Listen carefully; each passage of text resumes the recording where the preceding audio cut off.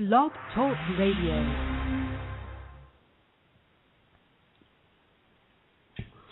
Hi all, and welcome to Cosmic Voice.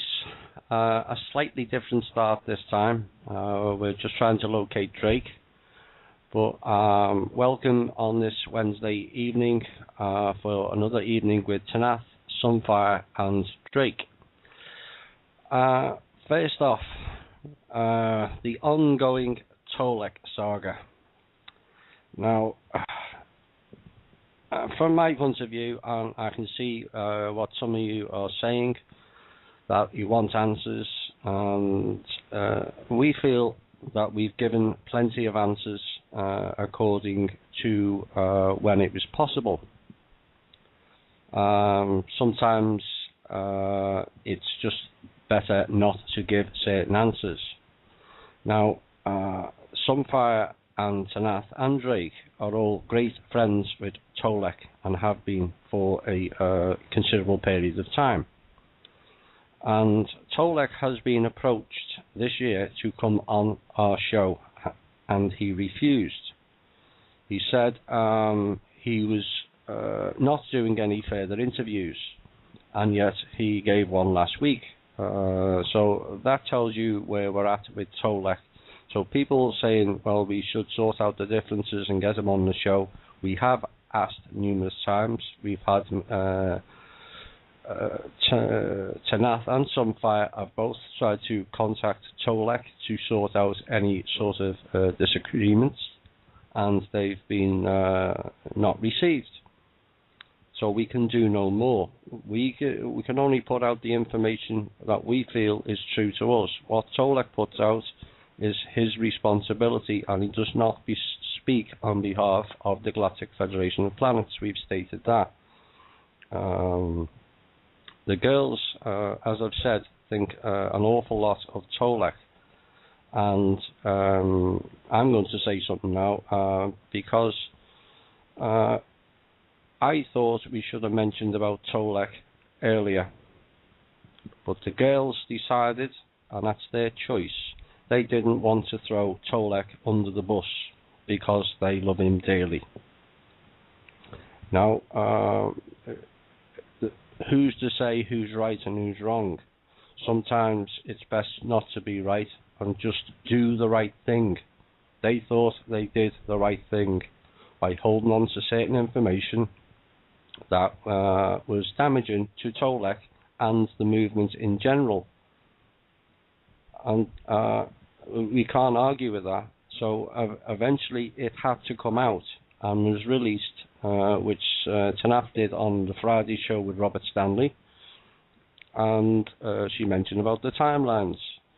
Well, to me that should have been sufficient, but then you get a raft of more questions and more divisions and people wanting to make a mountain out of a molehill. You know, we disagree.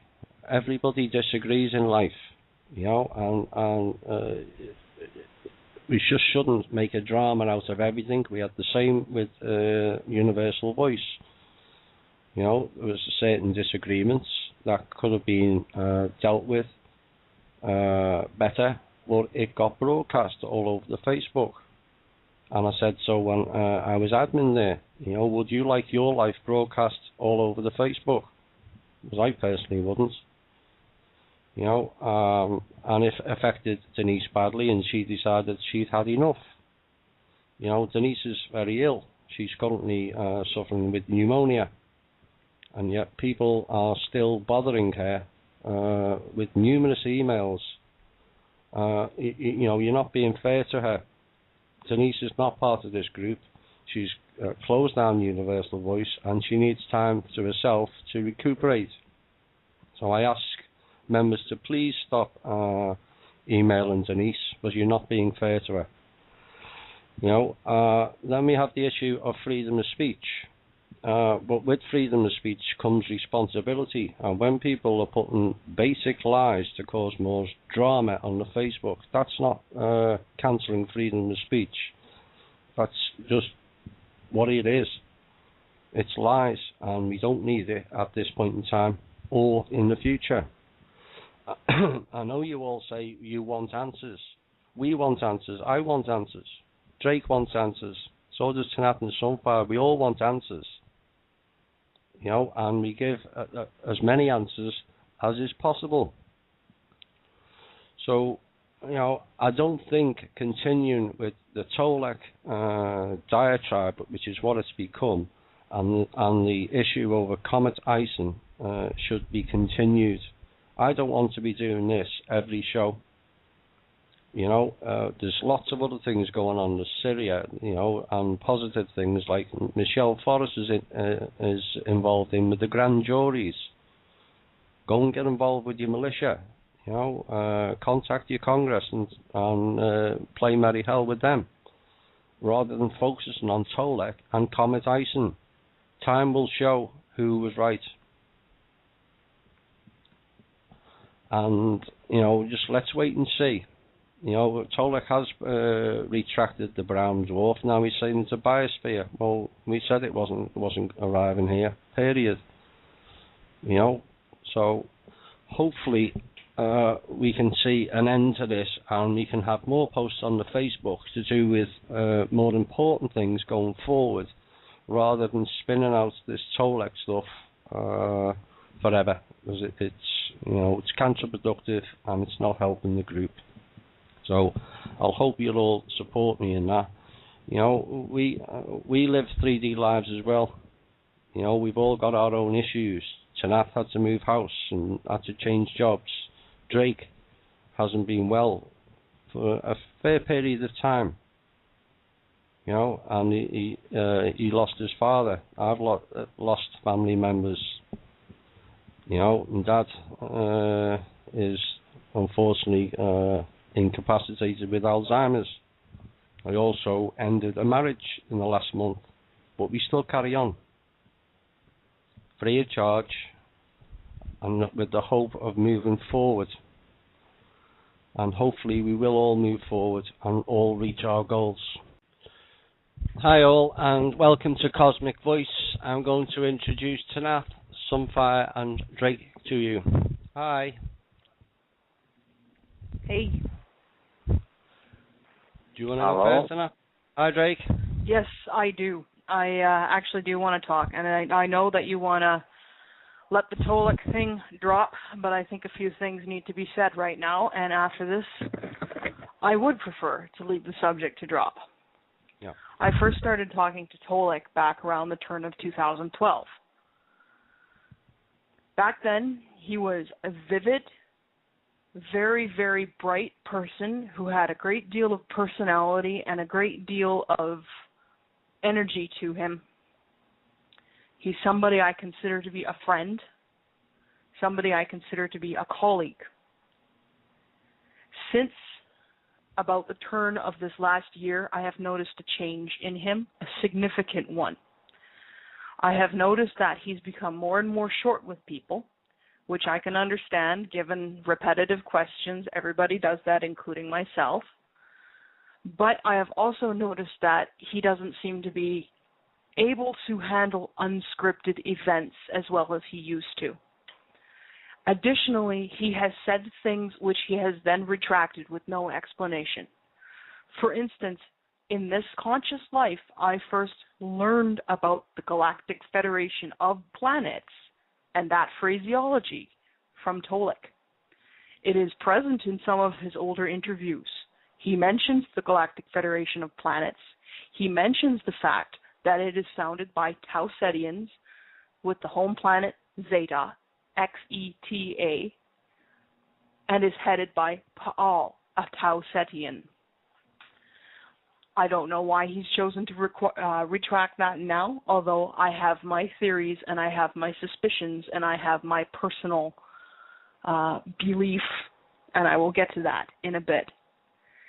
In this time, he's become more and more reclusive. He's become, even when speaking to me in private, more scripted and not able to address the actual question or situation that I bring to him. Instead, he makes mention of it and then starts talking about something completely different.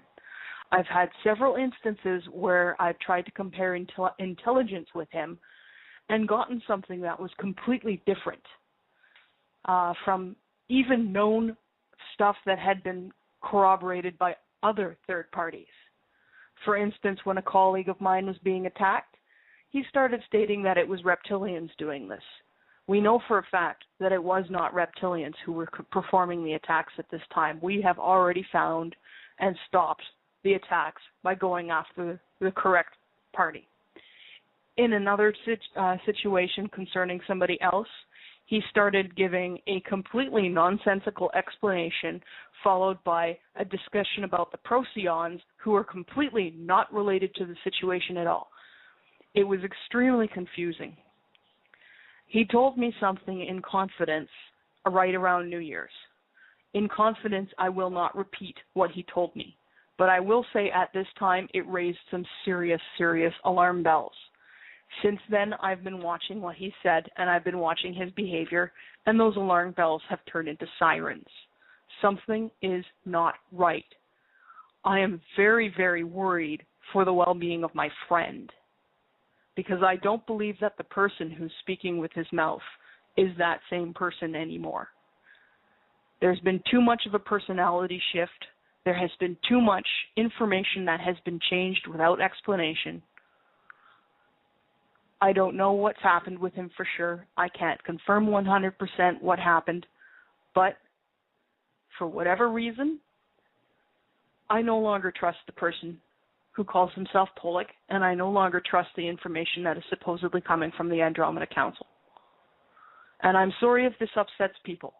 I'm sorry if you think that I should somehow be an echo chamber for somebody else. I have to go by my gut, I have to go by my conscience, and I have to go by my own feelings in this. And I don't feel comfortable promoting Tolek's material anymore. I'm sorry. That's just the way of it. If you want proof that he's changed his story, well, try to go get that historical interviews before something gets changed and moved around. But you'll see, if you remember looking at it last year, you'll remember mention of Zeta.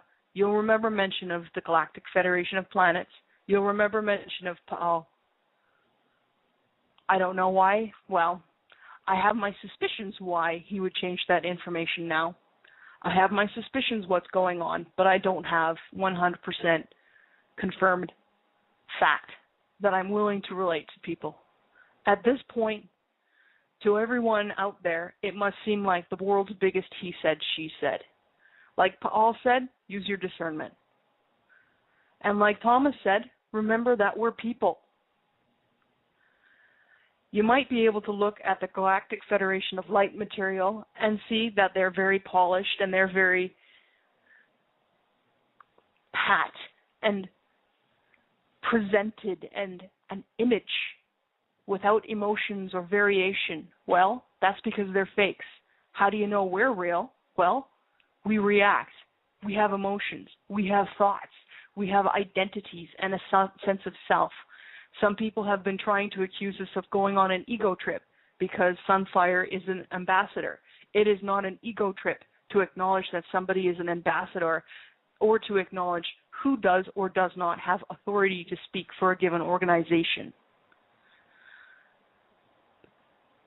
Ego does not mean complete lack of self.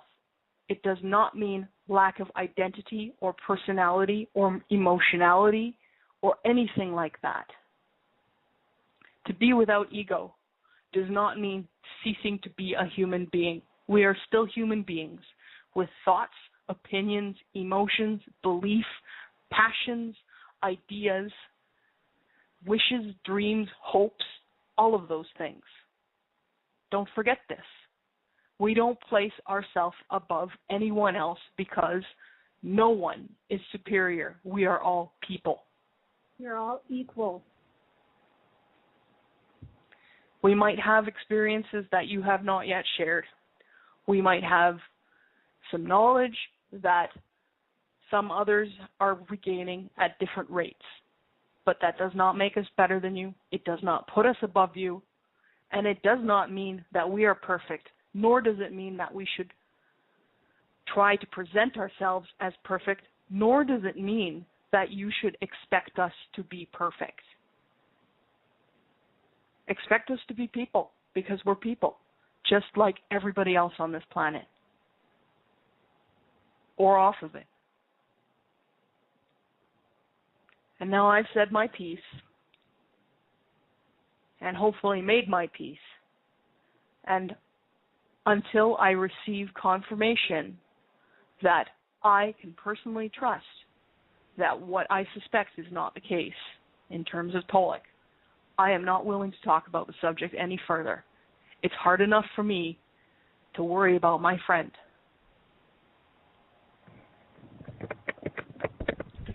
Thanks for that, Tath. I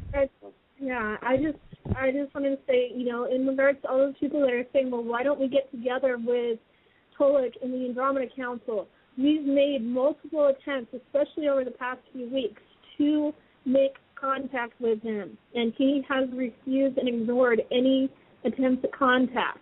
I checked with my people upstairs at the Galactic Federation of Planets. I even checked directly with my commander. They have also made multiple attempts to make contact with the people of the Andromeda Council, and there has been a lack of response, even with us expressing our concerns over the safety and health and well-being of Tolek here on the planet. They know where we stand with that. We've made multiple attempts to contact them, offer any help, support that we can, and they know that we will do all we can to assist, but so far they've ignored and refused to return any attempts at contact. In the meantime, while the ball is in their court, we're going to continue to fulfill our commitments to the liberation of the planet and her population. We are not going anywhere. We will continue to do our work. We are here for the population and for the planet, and no one else. Like I've said before, the radio is not exactly my job. It's something I do to help others. My job is freeing this planet, and that's what I'm going to do. Preferably with the rest of you guys helping free yourselves and this planet as well, because I sure can't do it alone. Also, I noticed that there's somebody that was wanting us to address Tolek mentioning the Protheons in relation to the reptilian mothership. I spoke personally directly to Kyla, who is the head of Protheon intelligence, and he said those are definitely not Protheon ships. He, even doubled and confirmed our intel and sensor scans that they're reptilian and or Orion Empire ships. They're not Protheon. Was that done by Sunfire? Wasn't that done by reconnaissance as well? Yeah. Right. We're not basing our opinions on any terrestrially produced videos or scans, guys. We went out and we had a look. And we didn't like what we found. Hopefully it'll go the same way as Comet Elenin. Likely. Nasty accidents as well. It definitely will not be entering Earth space or causing or posing any threat to... If it passes by, it's going to be an empty rock. Yeah. Very pretty light show at best. Yeah. Hi, Drake. Have you got nice, guys? It's kind of nice to be able to sit back and listen to all this. I tell you, this hasn't been nice. This hasn't been nice or pleasant or anything like that. I'm very worried about my friend. Yeah. Yeah, I was actually Alex. Right. I was actually introduced to Tanaath by Tolek, and I cannot thank him enough for introducing me to one of my most best and closest and beloved friends that I've ever had in my entire life down here on the planet. I love Tanaath very much. she is like a sister to me, and so, I give my thanks to Tolik for introducing me to her. And I myself am very concerned about Tolik. I can still consider him a friend and a brother, and I miss the fun little chats that we used to have last year before he changed or whatever happened. And, I'm looking forward to going back to that, going back to the little, friendly chats and learning from his wisdom. And also, I know the Galactic Federation of Planets is also extremely concerned about Tolik. We're also extremely concerned about the fact that the Andromeda Council itself is ignoring all attempts at contact, and they have been for a while, apparently, from what I was told. So, with that said, unless Drake wants to add, let's get into the questions. Okay, thanks for that. There is actually something I want to add, go ahead. and that is a little bit about the difference between how we handle the protection and communication with our incarnates. Every group does this differently. In the case of Sunfire and myself, we have our own people projecting here 24/7. We get to know them well enough, and it's usually the same few individuals. But we get to know them well enough in terms of their personality and their energy feel that can't be faked. We have a high degree of security on ourselves and each other. The Andromeda Council did things differently. They did not have such a 24/7 on-the-ground spirit-projected contact or watch over. I'm extremely confident that the people I'm talking to now are the same people that I've been talking to over the last 2 years. I don't know if other people are always going to be able to make the same claims. Tolik did things differently. He may have said that they're the same people that he's talking to, but we don't know if it's even the same Tolik.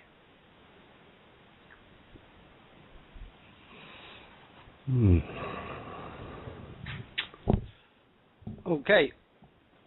All right. First question. Has Terra ever been at a higher dimension than 3D in the past? And yes, the second it has. question. Right, okay. What were Terrans like before we were manipulated? Terrans were a lot like other extraterrestrial societies, human positives. They were very friendly. It was an open society. Communication and interaction was generally friendly and without a lot of problems. You wouldn't see a lot of things like divorce and things like that because love tends to be a lot more intense in higher dimensions, and it also tends to be a lot more steadfast. And when you're telepaths, it's a lot easier to fully understand somebody and not make an error in judgment due to being too young and just not knowing enough, like I did in my early 20s here. Sunfire, do you have anything to add to that? Go ahead. Because I know you know a fair bit about Earth's early history. Yeah, I do. Do you want to talk about you covered it quite well. about the strands of the DNA? Did we have the full? Yeah, originally we had 12 strands of DNA. During the events that occurred after the fall of Atlantis, this was genetically engineered to 2 strands. There was the method that they used actually affected everything on this planet. And oddly enough, we even have evidence from reptilians who've been living on the surface for a long period of time that shows that their own genetic code, the strands have decayed. The longer they spend on this planet, the more that decay happens. We've since located the agent responsible, and we're working to neutralize that. But Yes, we started out with 12, and now we have 2 on this planet. Question for Drake. There was a post on Gene Haynes' site regarding missiles shot down by a UFO, namely the Palladians in Iran. Can you comment on this? And second, are the Palladians good or bad? Palladians. You're gonna get a variation on this. Everybody would like to think because certain rogue elements of wannabes as bad guys presenting things incorrectly that the Palladians are all good guys. That is not the case. Now, secondly, getting into the ideology that things have to be shot down, we have a tendency in terms of technical operation to either convert said atomic weapons and or make them disappear and or other nice, wonderful things. One of the things that's done commonly is to cause the firing mechanisms in terms of, you get to shoot the rocket when you push the fire button. Yeah, everything works fine. Push the fire button, nothing happens. Now, you want to confuse a technician, all things are go. Everything's fine. Just don't work. Now, that is some of the operational procedures used. Very rarely will you find a case where somebody comes up shooting something off, like a rocket or ICBM or whatever you want to call it, and then it's attended to. Generally, I'd say average, we have a tendency, and I say we as inclusive, to know ahead of time what's going on. So, therefore, when they make these little decisions to, hey, let's blow up the world, or some other cutesy little thing they come up with, we have a tendency to know about it well enough ahead of time in order to attend to it before an incident takes place. Now, this is not to say that the cabal, and these are the bad guys, these are Earthlings right here among us, well, mostly Earthlings, right here among us that do not have our best interests in mind. They will stage anything, and I mean that literally. They will sacrifice anybody in order to promote their, quote, agendas. These agendas are designed for varying things, primarily to become our rulers. And everything has been done and is being done that is possible to prevent that sort of stuff from taking place or becoming any kind of reality. So, I would say that the idea that one of the ETs shot down ICBMs is probably bogus. Now, you have to also secondarily, in all this, understand that there has been some reverse engineering, and there are military components who do have operable stellar-type craft. It don't mean they can go anywhere much, and it doesn't mean that they understand them fully, but some of these do contain weapon systems that are to some extent functional, although generally extremely old. When you fire an antique musket at something, it don't do the same kind of damage as a brand new 50 caliber does today. Different deal. Same caliber, different weapon. What you have to understand is, though, the idea of the action, and, we got pictures of ETs in their cute little saucers flying around. I'm going to suggest that most of this is a pony show, and the horse is out of the barn because it's BS. Next. Right. Question to anyone. Any comment on the concept of samadhi in Buddhism? I heard that it could manifest gigantic amounts of energy. Is it possible to utilize such power to assist the positive ETs and resist against the negative entities? Samadhi. I'll have to refresh my Sanskrit there. Yes, transcendental meditation. Yes, that is definitely something with utility. That is definitely something you can use both for your own benefit and to benefit other people and humanity at large and the earth.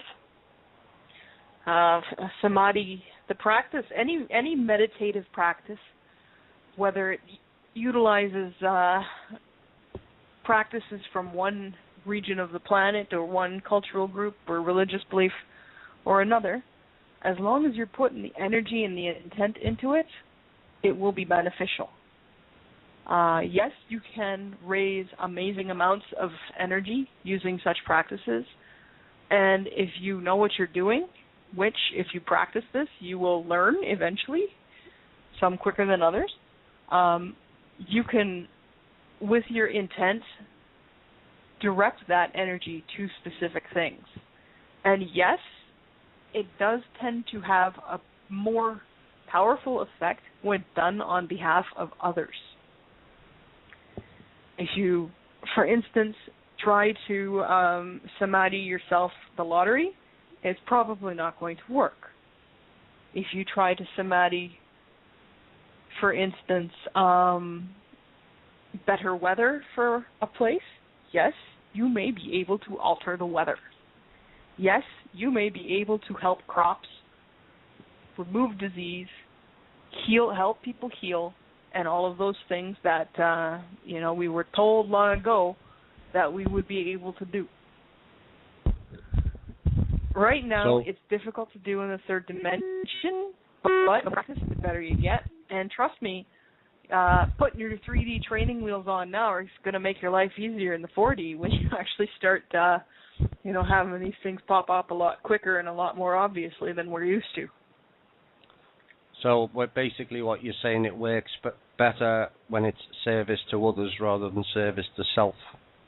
Yeah, you can get some results with service to self, but usually there's enough competing interests that it's difficult to sort of net that. However, if you do it service to others, it tends to have a highly amplified effect. And I think this is one of the universe's ways of balancing things, because service to self can do a lot of damage to a lot of people really, really quickly. But service to others can counteract that. It doesn't take a lot of rotten apples to spoil a bunch. So the universe has a built-in mechanism that outweighs the spoilage. Okay. It has been stated in past shows that it's likely to take 4 to 10 years to move from a money-based economy to a non-money-based economy. If inhabitants of Earth are able to either manifest or replicate materials, then why would anyone need money at all? Likely it would be a matter of understanding and redefining what value is. For instance, is it effort? Is it time? What constitutes reward? What constitutes fair compensation? What do we need that we can't necessarily magic into existence on our own? That other people can maybe do this? What are they willing to take as fair value in return for their efforts? Working this out is going to be a process. It's not going to be an instantaneous thing. And it's going to be something that people on this planet are going to have to decide for themselves what it's worth. For instance, do we still want to place value on gold? I mean, yeah, it's pretty and it's got a lot of industrial uses, but in terms of having value beyond that, the only value beyond that is what has been socially decided by societies and cultures, not by actual facts that exist on their own. There's a word I'm looking for and I can't find it. Okay. If birds are leaving their physical bodies behind here to go ahead preceding us, are humans going to do the same? I thought it was said... No, because this will happen at the same time. It'll happen for humans at the same time it happens for everything else on the Earth. Not all of the insect, fish, animal, and other deaths, plant deaths that have occurred are cases of these beings transitioning. Some of them are. Most of those are actually disappearances as opposed to deaths. As in a beehive just, all the bees in a hive just vanish No corpses, no sign of them. Poof, gone. Mysterious drops in numbers of this and that. It's happening. Things are out there. But at the same time, we also have quite a bit of damaging things that are being done to the planet, and that the life on this planet is starting to show signs of. Just like you can take some poisons, chronic poisons, for years and years and years and think you're okay, and then all of a sudden you start getting really sick. That's what's happening with a lot of the life on this planet. Okay. Tanaath, you said that wheat was a bad cabal type program. Is rice the same? Well, they're trying to make changes to rice to do the same thing that they did to wheat and the same thing that they did to corn. With corn, it was more exact. They had actual genetic manipulation techniques where they could go in and make changes deliberately.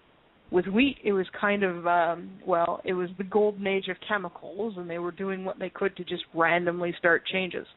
Yes, they're trying to do it with rice. They're trying to do it with pretty much every major staple food.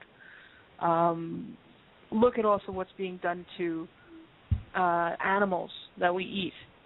The feedlot system, the factory farming system, not only is this horrifically cruel to animals, and I do mean absolutely horrifically, inhumanely cruel, but it puts an incredible amount of stress on the land, and it creates animals that are sickly and not healthy to consume. And furthermore, it is not necessary to feed us. We can have the same standard of life we have now without having to resort to the feedlot system. It's done deliberately. It's done to hurt the earth. It's done to torture animals. It's done to hurt us. And it's done to create a pretext so that some people who eat this go to ideological war against some people who eat that in order to make each other out to be terrible people or whatnot. Okay. You know, the really best thing you can do, and we fully realize not everybody has access to this, but it's a matter of going to the next best. If you don't have access to the best, go to the next best. Grow it yourself. Get it from people you trust. Get it from vendors you trust. Try to get it from people who do the actual work, not a factory, not a farm, factory farm. Get it from actual farmers. And yes, they've done everything they could to kill the small family farm, and that is to leave us no choice but to eat that which has been commercially produced, full of poison, meant to kill us, meant to kill the planet, and meant to cause torture in everything it touches. Another thing I want to alert people to, organic does not necessarily mean humanely raised. It means they used poop to fertilize and something else to kill bugs. They still use commercial harvesting machines. They still use monocultures in the same soil year after year after year. They still use all conventional farming practices. It's just that the substances they use to fertilize and control pests are different. If you can find somebody who's running an organic farm that's doing things old-fashioned or trying land-friendly methods, then it's a real bonus. Try to go with them if you can. If you can't, don't feel guilty about what you have to do to keep yourself and your family fed. Just pick the next best solution that's within your grasp. Drake, did you want to say something? Boy. Yeah, I totally agree. One of the there are several aspects to things. If you'll note what nature does and watch how things naturally come about, this can be plants, animals, whatever, you'll find that there is a balance in terms of several things. One is the number of whatever it is. You do not necessarily have an overabundance of corn crops everywhere. You have a mixing of small groups. Same thing is true of animals. Grazing animals require a certain amount of feed, and when the capacity of the land is reached, then you have what's called balancing. This is a die-off. Some of them starve. Some of them do not have the good health necessary because they could not get quite enough of what they needed to eat to survive the winter. This is how nature, in terms of its balance, is set to maintain that balance. The idea of changing from a production orientation to more of a natural orientation is beginning slowly to take place, and it's a slow process. But the idea of free-range, grass-fed beef, the idea of the same thing with chickens and pigs and other critters that we have decided to use for foodstuffs has been becoming more obvious to certain producers in that the grain-fed in the cattle pens, in the breed lots. Makes them sick, too. Well, hold on. It does not produce what they're after. What they want to do is be able to fatten up their product so that it has more weight, and thus being sold by weight garners more cash for them. What they've found is several things. First of all, domestic cattle are not the best breed or breeds to be used for a foodstuff. Our Native American bison is much superior, survives a lot of adverse conditions much better, and refuses to be penned in. So you're going to have free range. You put a fence up, it'll tear it down if it can, etc. The idea of the difference when it's stated do the best you can is to look for free range in all animals that are used for, like chicken, pork, beef, things of this nature that are used in our food. Now, the difference is this. The natural selective process of fattening up at the right time of the year, at the right time of maturity, happens at a greater rate on the free range than it does in the cattle pens, even if they use certain drugs to shoot them up with and make them all of a sudden gain weight. The health of the critters is like 100% better. And here's the neat part. Most people who raise domestic critters for slaughter like to see a reproductive process that is hard to keep up with. In free range, if done correctly, you'll never stop producing. And these people who are sensitive to minor changes in these kinds of things are finally coming to the realization that maybe Mother Nature and the things that were might be a little better than what they have in mind. You'll find that a lot of the large ag companies are now beginning to do several things. One of those, and this is specifically found, as I said, in meats, is to use the free-range process. They're buying land in order to do this. The secondary part, and this is really a mind blower, the idea that you can rerun the same crops over and over and over in fields obviously depletes the nutrients for that particular crop on like the second, maybe third time around. What they're finding is that now if you rotate certain things and use what's called a dead drop fertilization process where you do not till the soil, your yields generally are up to 20, 30% higher than those who do it the old-fashioned, till the soil, do this, do that, routines.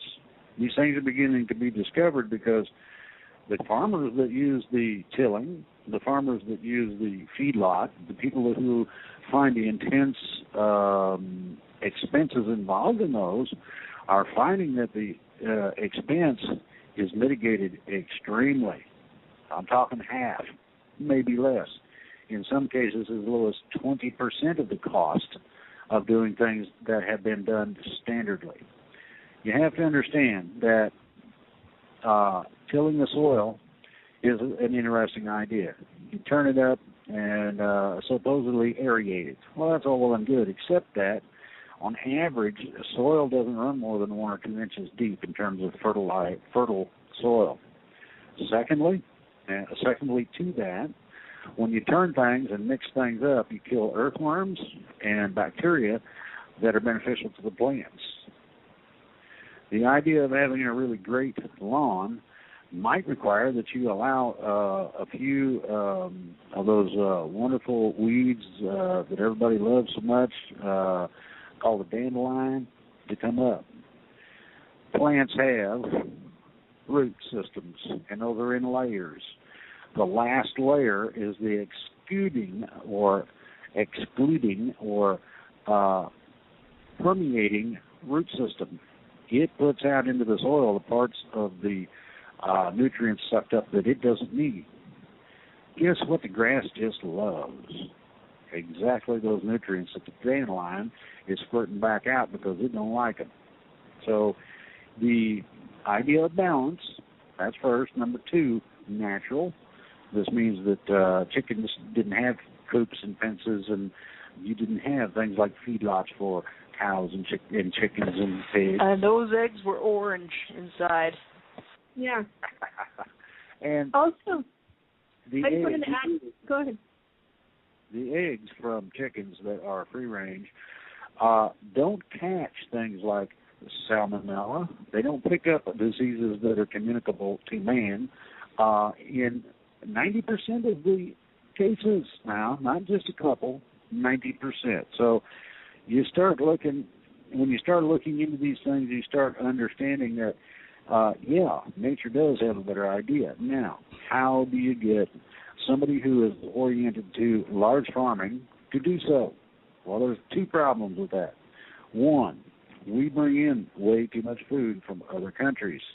We should not, and I'll say this very clearly, not, under any circumstances, be in a position to have to do that for any reason. There is plenty of room, there's plenty of land, and there's plenty of small farmers who would happily grow small crops. And under a communal basis, and, people have heard of a commune. Well, they call them co-ops. And a true co-op, you have maybe one tractor that serves 3 to 5 farmers. One tractor. So you split that, and you start splitting the expenses down, then your expenses are a whole lot less. Yeah, you got to buy the fuel for whatever land you're covering. That's normal. But what I'm saying is that these kinds of cooperations, not just among people, but also among us and nature, then we begin to fit into nature. Now, the practice of fitting into nature is called husbandry. It has been practiced for millions of years on this planet by varying groups of people. Each of the peoples who practiced that were head and shoulders above everybody else in production. Now, think about Egypt. Think about the Pharaoh. Think about the biblical story. All of a sudden, things turned around, even under the same drought conditions, and the land produced. The reason it did was that it was not reliant upon things that we would consider vital. In other words, you don't absolutely have to have rainfall. If you have the proper foliage, it creates a terrarium effect, and you can look up what a terrarium is. It's an enclosed environment, and you don't lose the water. It evaporates, condensates on the globe, and falls back in. The same thing happens on the leaves of the trees in deep forest. You notice how it's always really nice and cool? That's the evaporation. That is the exchange of earth temperature for what the atmosphere would have it produce. So you have extraordinary things that we can do, and very easily, and be more productive, be more, considerate of not only ourselves but also nature in a whole. And when we would do these things, then we would get to the point where the self-sustainability, and they love that word sustainability. Oh, they eat that up. The green culture, whoopity-doo. You really want to see this? Forget the BS that you are getting from the government and start looking at what is outside of the box in terms of organics, free range, in conjunction with Mother Nature, and that's a pamphlet that I've seen online, working with the gods was a real funny. I saw that, and that was in an organic thing, and I said, "Now wait a minute." So I took a quick look. Well, you got the one god that makes rain, you got another one that makes wind, you got another one that makes storms, you got, and it went through all these things. You'll find, and this is really, really interesting, that the storms do not form over areas that are natural nearly as often, and they're not nearly as prolific or violent. When you have a normal natural forest, when you have normal plains, very different environment. So you want to take climate change and turn it all upside down? There you go, and that's my speech. Okay, thanks for that, Drake. I just wanted to add one more little thing real quick. I was going to say that I remember Visayas, one of the Zenite that Alex Collier talks to. He said that with seeds, if you magnetize them and then always facing the south, that you get increased crop yield. I also heard that if you put them inside a pyramid, apparently the Russians are doing that, and it's creating like bumper crops if you enclose it in a pyramid. Okay, has anyone of the panel got an opinion on Saint Germain I am discourses? Is the information given valid, or is it an old-time theory?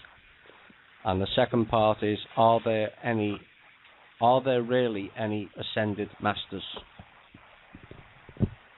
The first one I can't answer. When I hear Saint Germain and channeled material, the first thing that comes to mind is the Galactic Federation of Light, and I don't trust that at all. I can't say anything about the trust because I don't know anything about trusts. I'm going to go with Neil Keenan because my people vouch for him, and I trust my people. As for the Ascended Masters, the term Ascended Masters was invented by the Galactic Federation of Light, planted very early on in the, I guess you could call it the collective consciousness or pop culture or even New Age culture, and painted out to portray a very specific sort of being. Kind of like, oh yeah, Ascended Masters, we're your Ascended Masters. Yeah, like Jesus and Buddha and all those guys. No, we don't really mean slave masters, we mean teachers. No, take out the ascended part and you get masters. You get people calling themselves your masters and who talk down to you, who treat you as though you are an inferior being, not just a younger being, an inferior being who doesn't know your butt from a hole in the ground. And they present themselves in, as I've mentioned before, a highly polished image that it's been completely scrubbed of personality, individuality, emotionality. It goes back to scripts. It goes back to, it falls back on authority. And it presents itself as its basis for authority, ancient scriptures, which we have absolutely no third party, absolutely no reasonable expectation that these things have been unaltered. So when this guy comes up saying, oh yeah, I'm your ascended master, I was Buddha, all you have is his word for it, and the fact that he's a polished, slick magazine Buddha that doesn't have any personality or emotions. Well, if there's one thing that anyone will have learned listening to us, it is that we have personalities, we have emotions, We have bad days. We don't use a script. We're real people. None of these ascended masters are real people. They are carefully produced magazine slick images of people that are supposed to somehow convince you to do whatever it is they want you to do. I don't trust it. Anybody who won't laugh, I don't trust. Anyone who won't crack a joke, I don't trust. Anyone who doesn't shed a tear when something awful happens, I don't trust. To Sunfire, do positive ETs respond to a contact request with a meteorite-like light? They can. They can do light shows where it looks very similar to a meteor, yeah. But you should be able to tell in the behavior of the light whether it's a meteor or not. Okay. Question for Sunfire and Tanaath. If you have full-time jobs here on 3D, are you only active in 4D during your dreams? No, I'm active 22/7. I do need 2 hours a night to actually get sleep. But no, at work I tend to put it on hold and just pray that no disasters happen that require my attention right now. Very difficult multitasking. Yeah.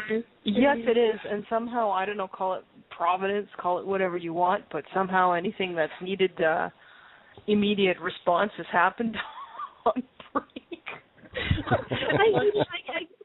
I cannot count the times that Tanaath has said, "Oh, I need to run to the grocery store," or "I need to go do this," or "I need to go do that." And I mean, literally, you could almost time it within 10 minutes before walking out the door. Like, if you had any concept before walking out the door, all hell would break loose. We'd get an invasion, or we'd get, attempts, or we'd get, some other crisis that just erupts. And I'm like on the phone texting Tanaath, and I'm like, "Oh my God, help, help!"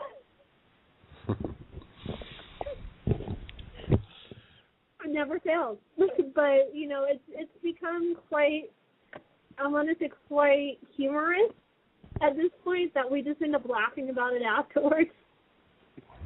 Good. But they seem to have really funny. Yeah, but anything that really matters, I seem to make it too.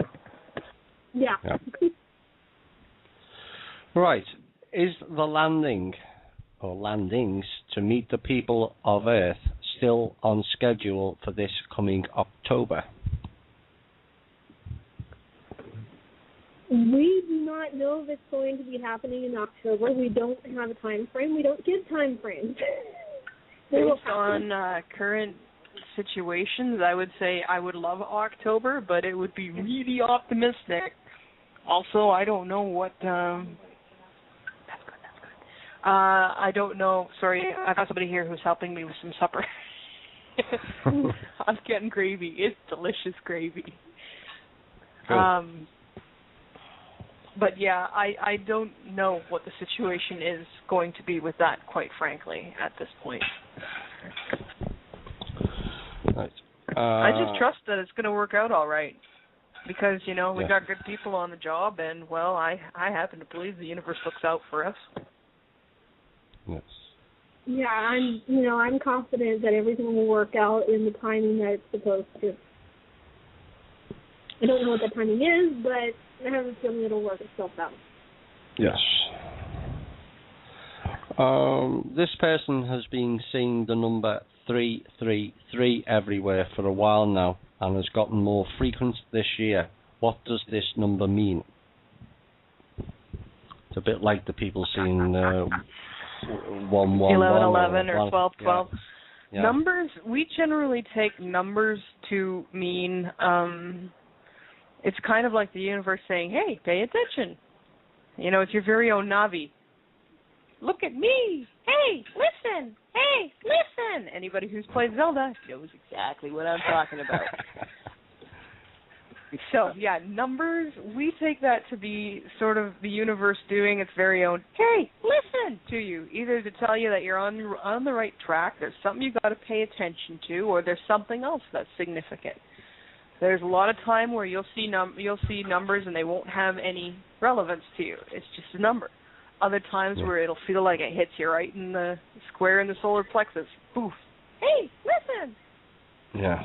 Must admit, I was going to say, I remember Alex Collier talking in one of his lectures where he said in his manifesting things, what he would do is he would meditate. And while he was meditating, he would set certain numbers assigned to certain things. And when he started seeing those numbers pop up in his everyday life, that he would know that it was part of what he manifested during his meditation. And so, it's sort of another method or approach to the whole situation. Right. Can any of you elaborate on the Space Fence Surveillance System deactivation on October the 1st and its upcoming impact on North America?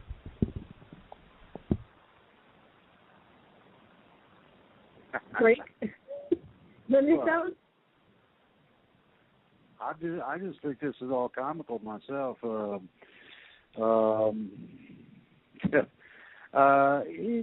going to have some impact anytime they do something of that nature is done.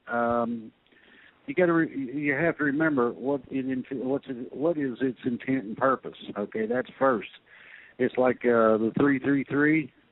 When you have whole digits separated by an open space, that means you can stick any kind of operator, such as a times or plus sign, in there, and you can end up with whatever answer you might want. So, it's this is going to be one of those tentative wait and sees, and that's your best outlook on it. Okay? Is this the Star Wars stuff, Drake? It's a part of that sort of idea, yes, but you have to remember a couple of things. Do we have the technology capable of implementing things like you saw in Star Wars? No. Do we have some ideas that lead in that direction? Yes, and it's pretty obvious that this is one of them. You have to understand that when an outside entity that is capable of global sciences looks at our planet, what do they see in the way of global sciences? And what is what's our number? Global science would be something that would influence, say, the overall planetary weather, movement of our planet, the condition in terms of temperature, etc., of the planet, its general condition in terms of centrifugal force equaling spin, rate of spin, whether it's slowing down, speeding up, or if our planet is either expanding or contracting. These are just simple, and I mean very simple, examples. Right now, we've got a goose egg. As far as mankind goes, we refuse to work together any better than cats and dogs and a lot of brothers and sisters at certain ages. And consequently, our idea and application of planetary sciences is a goose egg. Now, if that outside entity, knowing what planetary sciences are, decided to be generous, we have one planetary science. And it's kind of iffy because of its usage, and it's called the Internet. So, how do we rate? We're not near Star Wars. We're not near Star Trek. We're not. Yeah, what I meant, Drake, was the Star Wars program that Reagan was promising 20, 30 years ago. Yes, I know, and they had a plan laid out, and they had a whole bunch of things that were supposed to happen, and they could not get them to go. You flip the switch, and it burns out. That sort of problem, and that's fundamental. You want to take it the extra step further, you then have influences outside of our area in terms of mankind called extraterrestrials that do not have our best interest in mind. That, here you go, man, I got something that's really cool. Check this gadget out.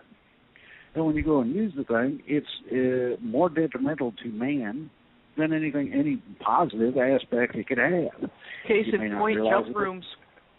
Yeah. Yeah. Well, Jump room tech that was released to the black programs was flawed.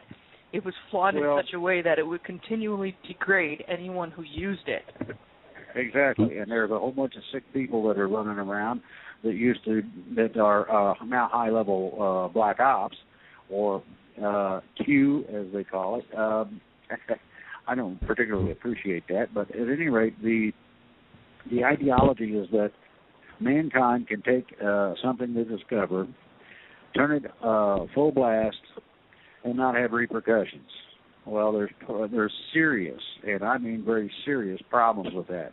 Nuclear weapons are the result of not understanding the direct relationship in different types of energies and the conversion thereof directly into electricity. Whoops.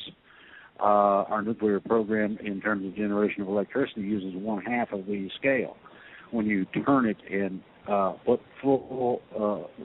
both of the aspects of using that energy correctly, you come out with totally harmless waste products, not the ones that make mountains glow in the dark like we have now. That's one example of our stupidity in our applications.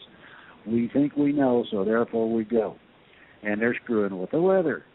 Now, I will suggest that a lot of the weather that we have problems with is caused by people screwing with things they do not understand fully. And you're going to continually have this. Now, some of the stuff that happened with the Star Wars thing actually got extraordinarily serious. They were having people go poof and disappear. And that was not exactly what they had in mind. And they could not get around it. They tried a whole bunch of different things and couldn't figure out what they was doing wrong. So, yeah, you've got advancements, and you're going to have pieces and parts of the puzzle slowly coming together. But you're talking another 20 to 50 years at the rate of development we presently have. So I would not personally be overtly concerned that they're going to try to suddenly create a Death Star and say, you're on a no-fly, zap, you know. They do some of that now. Don't be mistaken. And yet, even so, we can't build a craft that can travel interstellarly at a reasonable rate of travel so that you don't lose generations of the people manning the craft. Hello. Or get that nasty time dilation effect going on. You will. Who wants to go away from their sweetie? You know, age 24, come back age 25 when your sweetie's 80. No thanks. Well, the fun part is deals with an old movie called Dune, and it stipulates that there was a thing called spice, and this is some kind of a squirrely compound. And what it allowed an individual to do with their mind was to bend time-space, meaning that if you was to travel somewhere and you had a picture in your mind of that place, and you implemented the travel protocols, and yes, there are certain manners that you do follow if you don't want to go off somewhere else. The interesting part about this is that this is capable presently. Don't need spice or any of this other happy stuff. You can do so now. Problem is that this aspect, this capability, has been lost for ages, eons. The reason it has been lost is because man decided that he had a better idea, meaning that he could outthink the creation and the creator. This is why you have people trying to explain away principle. Can't be done because the principle is rooted and grounded in the foundation of existence. So you cannot change unless you change existence. You can't change the principle. Very simple. In terms of the idea of the true travel, where you bend the space-time continuum to suit your desired outcome, at the point that you get a clear picture in your mind of where you're going, You're there. Doesn't matter what the distance is. This is true of ships you might be on. This is true of planets, the whole 9 yards. There's a lot of people who would like to learn how to do that, and it's not as difficult as some might think, but there are protocols that have to be followed. The individual has to prepare themselves specifically and absolutely correctly for that travel. If they do not, it's going to work funny. So, it's like having a radio that won't tune in a radio station, but makes a lot of funny noises. This is basically where we are at in terms of the Star Wars thing. You get some of the little parts and pieces. Eventually, as I said, 50 years from now, maybe they might get it together, but I doubt it. I think we're going to advance in a different manner, much more quickly than they've got in mind. That's my answer. Okay. What will time be like in the new 3D world? Will it be the same as here? Well, the new 3D world, I think it'll probably be similar. I'm not too sure about that, but I know in the 4D world, it will be very, very subjective. I know with the new 3D world, from what I'm being told, it is going to be a lot more greener, clear, pure air. It's not going to have all the toxins. But what about time? Or did I hear that question wrong? No, it was about time. Oh, time. Okay. I don't know. That's a time becomes a quanta and is fully manipulatable at a certain point in our development. I mean, yeah, definitely, and I think whoever all goes to the 3D world is going to have to collectively decide on a method of telling time that will work for them. Right. Will there be ego in the new 3D world, or will spirituality lead the way?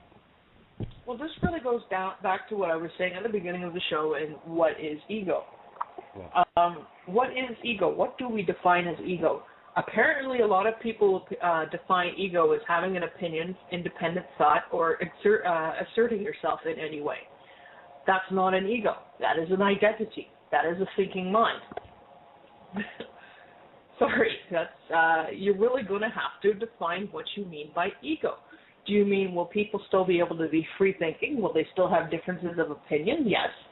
Will some of them sometimes get occasionally full of themselves? Yes. Will a lot of them be humble? Yes. It really depends. It depends on the individual. People don't stop becoming individuals. People don't stop being people. But you're not going to see the kind of rampant abuses of power that we associate with the term ego. That doesn't happen. Not in positive societies. In negative societies, yeah, it rules the course. But in positive societies, you don't see that kind of rampant self-centeredness or abuse of power or position that we normally associate with ego. Yes. Tanaath, you mentioned that a child born in 4D would still be a toddler in his teens. Would my teenage son revert to being a toddler after the transition? No, your teenage son would act like a teenage son. Maybe a little more thoughtful, maybe a little more aware of what can happen, but still curious, and still eager to learn, and still goofy, and still teen. Mm. The people who go to the fourth dimension are going to go to the fourth dimension at the same sort of mental development that we associate with their current age, and the same sort of physical development, with the exception that the infirmities caused by age will not be present. Like I said, if you're over the age of 30, you'll look like an idealized 30-year-old version of yourself, firing on all cylinders. And I think also it'll depend a lot with those that are incarnates or indigos or rainbows or crystals or whatever term you want to use. The incarnate will from what I understand, revert to their normal, their pre-incarnation form. Okay. Further to add, how many years does it take for a child to grow to his adult size? And will I have decades of pushing a child around in a stroller who was born in 4D? Stroller, no. They learn how to putz around pretty quick. They become at least ambulatory very rapidly. The growth chart is not linearly corresponding to what we currently see. They'll spend more time as a small child than they do now, and more time, growing up. But the helpless infant stage does not last very long at all. So you won't be pushing around a 100-year-old baby. Don't need to worry about that. The age at which species reach maturity depends on a variety of factors, including the species, the dimension of the species, and the estimated lifespan of that species. I think in the case of Terran humans, that most of us in the 4D are going to be considered self-sufficient adults, usually right around the 200-year-old mark, somewhere between 150 and 200. You're going to see toddlers from about a year on to about maybe 15 years old, and after that they start becoming small children, and then, well, what we currently associate with teenagers, you might be seeing that in the 1100, 1200, 13, not 1100, 110, 112, or 120, 130, that sort of age range up till about 150, which would be roughly correspondent with your average 19-year-old. I hear giggling. I was just going to say, usually in around the 12 to 1600 years is where people, which would be the equivalent of about 30 to 35, or even like late 20s to mid 30s, around about in there. Yeah, for Chalcedians, I think, I'm not too sure what Terran lifespan is going to be like. Most fourth dimensionals run lifespans of about 5,000 to 10,000 years. Right. Some up to 15,000. And, some people really, really like childhood and all of that so much that they'll slow down their own development in order to get more out of it. So there's an individual factor as well. Yeah. Right. If we missing here. Sorry, Drake? That is that the developmental processes are similar in terms of the ratio to age. In other words, what we spend in terms of the time now will be similar in terms of lifetime that we would spend in different dimensions, generally. That's a real nice general statement, but it fits. Okay? Yep. It's not quite linear. Some things are moved around, but yeah, the general, like if you say the ratio of time that you spend being not yet an adult is roughly proportional. Okay. If we have a mate and we are separated by either of them being out there or incarnated somewhere else, are there rules about them contacting us before transition? I say this in reference to a short story that Drake put out around 6 months ago. I don't know if there's rules. I don't know who would legislate these. I do know that there's ethics. I know that there are a lot of people who have mates out there who are already in committed and loving relationships on this planet. And in respect for those individuals and their choice, their free choice, most of those beings are waiting until those people who are in this situation recover their own memories of it. I know of at least one circumstance in which the being in question did not realize that there was another relationship, and once that being realized, basically said, I'm going to back off and let you make up your own mind once you can remember. Another good example is like Tanaath and I, our fiancés are dimensional and we're down here in the 3D as incarnate. So there's a bunch of different ones out there. And yes, I do have a significant other in the physical world down here, and that significant other is also a Silver Legionnaire and well aware of and a participant in that relationship up there too. For me, I'm completely fully committed to my fiance up in dimensional. Good. All right, next question. Since we all create our own universe and each of our universes are different and there are infinite parallel universes, is it possible that we will experience the shift at different times? Well, that is one of those, I guess you could say, commensurately agreed upon things. It's agreed upon by multiple different individuals, groups. Everybody has agreed that is going to be a commensurable experience. So yeah, you can experience it at a different time, but you might not be sharing the same universe as others. So if you want to share it with other people, then you want to share it with people who are having the same experience.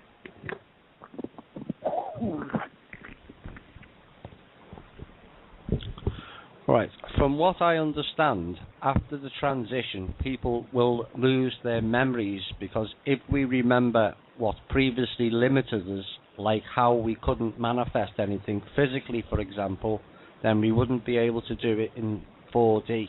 Is this correct? No, we're not going to be losing any memories. More accurately, we're going to be gaining a lot of memories of our past lives and who we are as spirit beings, not losing any. Think of it this way, you're going to be upgrading from a 32 megabyte drive to a terabyte drive. Yeah.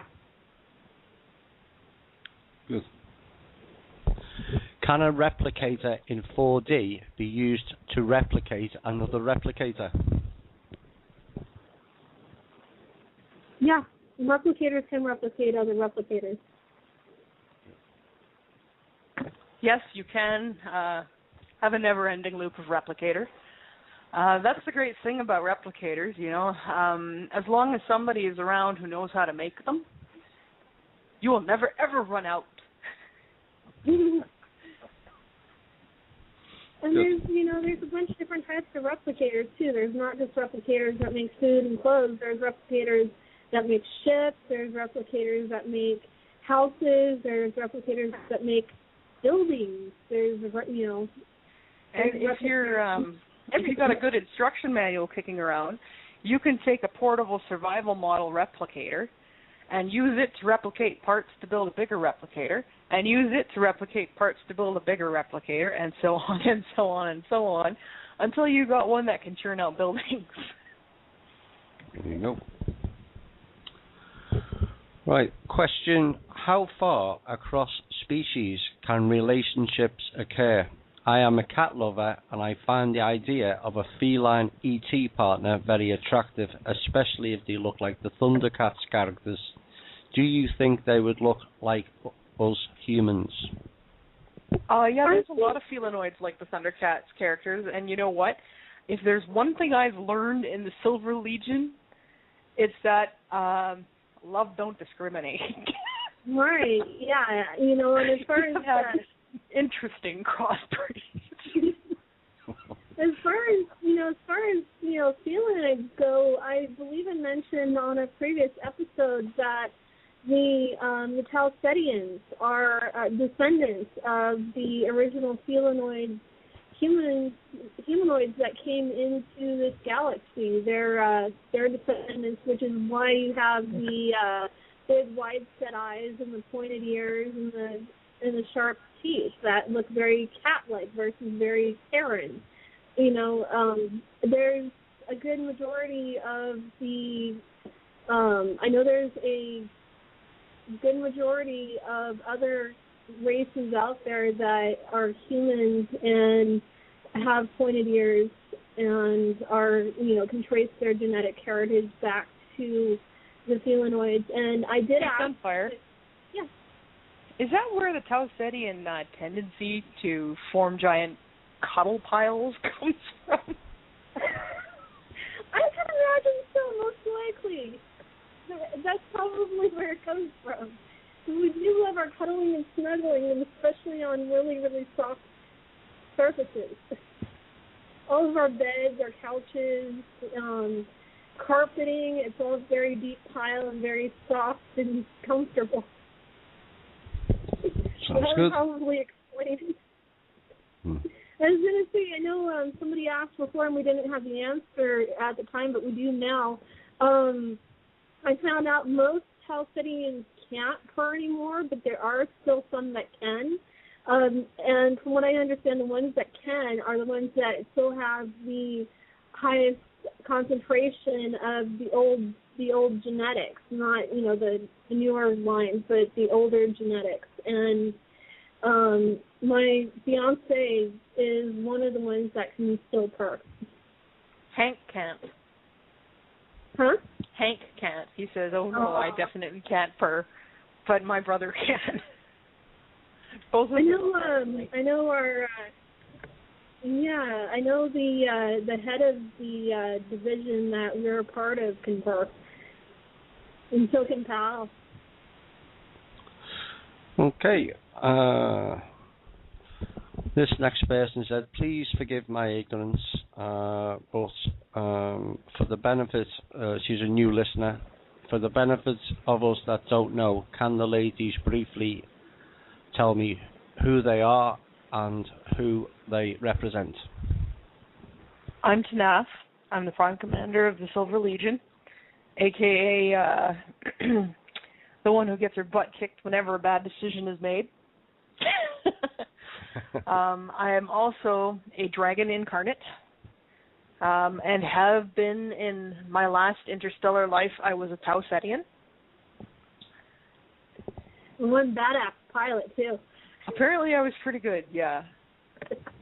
You are amazing. Don't say I don't remember so much about the amazing part, so much as the oh crap, I'm getting shot at, oh crap, oh. And that was kind of it. But apparently I counted pretty well for myself. Tanaath is one of the most legendary pilots in the Galactic Federation of planets to ever exist. Cool. No, that can't be right. Yeah. 2 billion years of history there. That was 3,500 years ago. Just accept the compliment, please, Tanaath. My name is Sunfire, and I am currently the ambassador for the Galactic Federation of Planets here on Terra. Also, I'm in the one of the executive clearance and executive rank of the and in the General Defense Division for the Galactic Federation of Planets. So, I mean, we go around and we kick reptoid butts and then turn them into boots. And we use the hydro horns for decorations. It's fun. And to give a brief outline of the Silver Legion, we are an interdimensional, multi-realm army, essentially. We are currently and plan to stay the Special Forces for the Galactic Federation of Planets. Mm-hmm. And as such, I have a seat on the council, as does Admiral Mander. Although my seat usually gets occupied by the other commanders because, well, I'm already splitting my work in several different directions just by being down here, so I can't put my full attention to that kind of thing. And just to give a little bit on the Galactic Federation of Planets, the Galactic Federation of Planets is a 2 billion plus year old organization, an interstellar organization that basically manages the interstellar trade and relations between its member planets, and also supports mutual defense of its member planets, and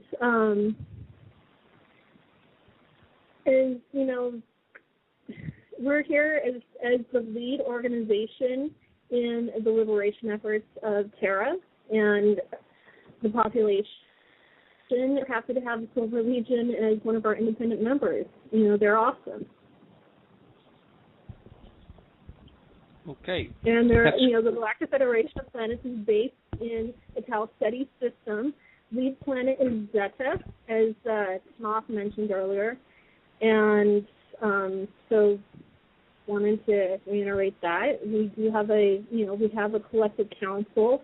The head of the Galactic Federation of Planets is, in fact, Pa'al, as was mentioned before. His name is spelled P-A''A''L. And he was remarkably thrilled to observe a Terran convenience store, so much to the point that Hank joked about making him a shopping module for his personal holodeck. Oh, my goodness. Oh, well. Well, you know, he doesn't get down to the surface of any planet hardly ever. So, you know, the fact that he got to have a moment to come down and experience being on the surface of Terra was, you know, quite an exciting adventure for him. Yep, and his reaction was identical to the one I saw with my brothers and several of the other Tausedians who've come down here, which was stare around. There is stuff everywhere. Because when you have replicators, you don't need the same sort of logistical supply lines with big box stores that have formed up down here. My one brother, the one who is a replicator tech, we had a very long, involved discussion of exactly what the implications were in terms of logistics, land use, transportation, and storage of, well, not having replicators versus having replicators. And it was very insightful. You would be, you know, if you haven't actually spent time thinking about it, it's actually shocking when you think of the logistics involved in making sure that we have all those TVs at the Walmart and everything else there. It's incredible the amount of space and resources that goes into just having stuff. And I still can't find pants that fit. Well, you know, that's one of the beauties of replicators is you will be able to have clothes that always fit you perfectly. Good. Right, next question. During the use of the soul traps, did the manipulation extend to lifetimes or experiences outside of 3D so that we could be sent back and reincarnated to any time or era? I think there might have been some time travel involved in terms of it wasn't always consecutive or wasn't always linear, if that's what you mean. Yeah. I'm not sure I understood that question correctly. Yeah. If so, the next part, would the controllers of the soul traps have benefit at a higher level from our misery outside the concept of time?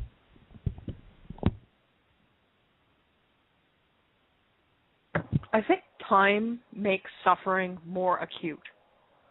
When you live in a condition of subjective time, suffering goes by really quickly. You don't do it all that long. You don't like it, so you skip it.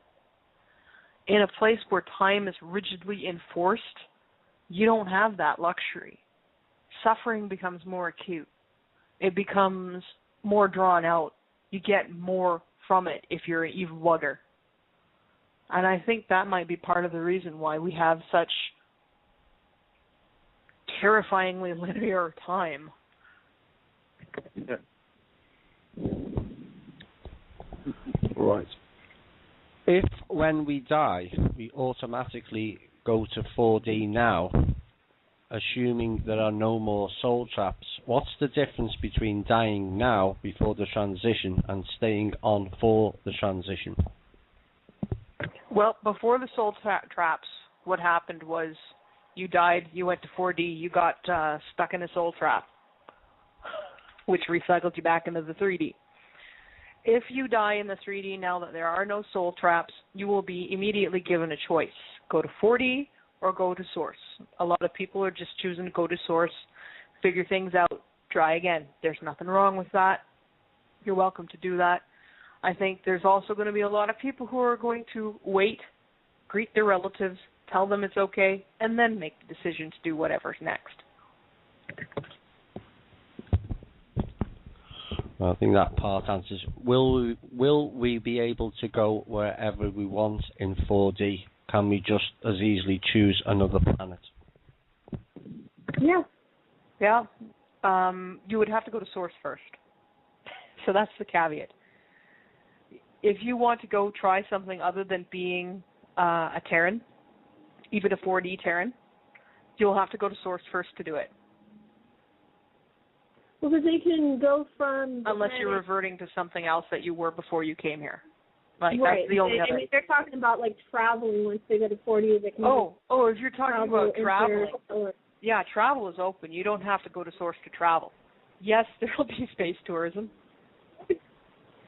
Yeah, there's for sure. I mean, you know, as far as I understand it, there are billions of planets, you know, even just in this galaxy alone that are open to travel, open to tourists.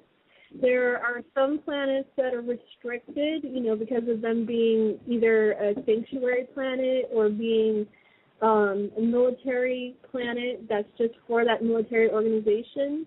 But generally speaking, the majority of them are open to tourists.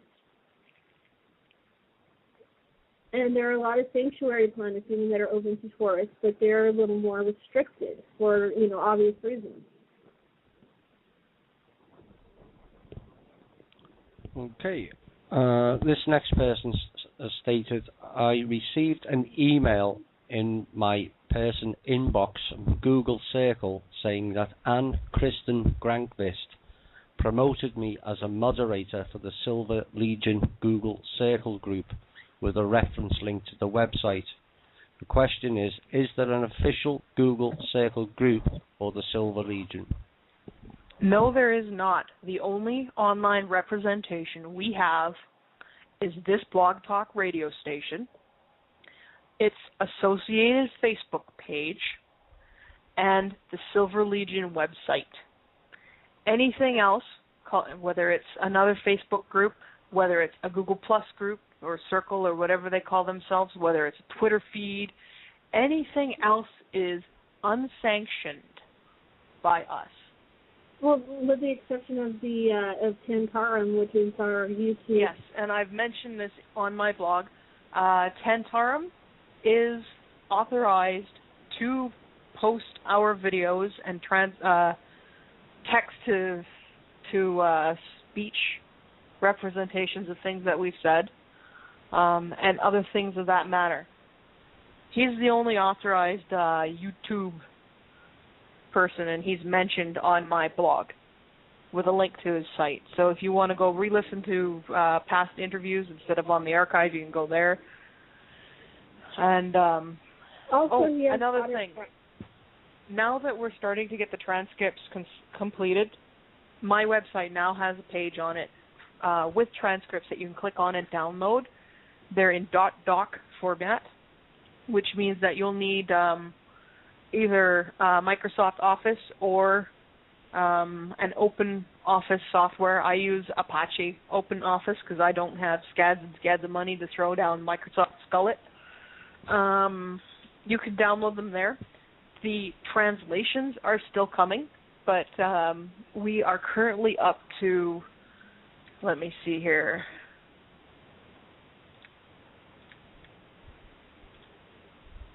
We're currently up to halfway through July in our transcripts. Okay.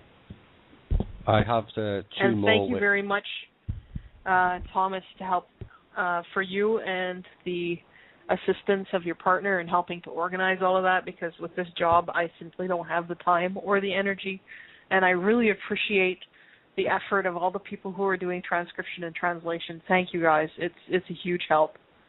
We've had a lot of people who have requested this, so that there are people out there who's willing to do this. It's really helpful.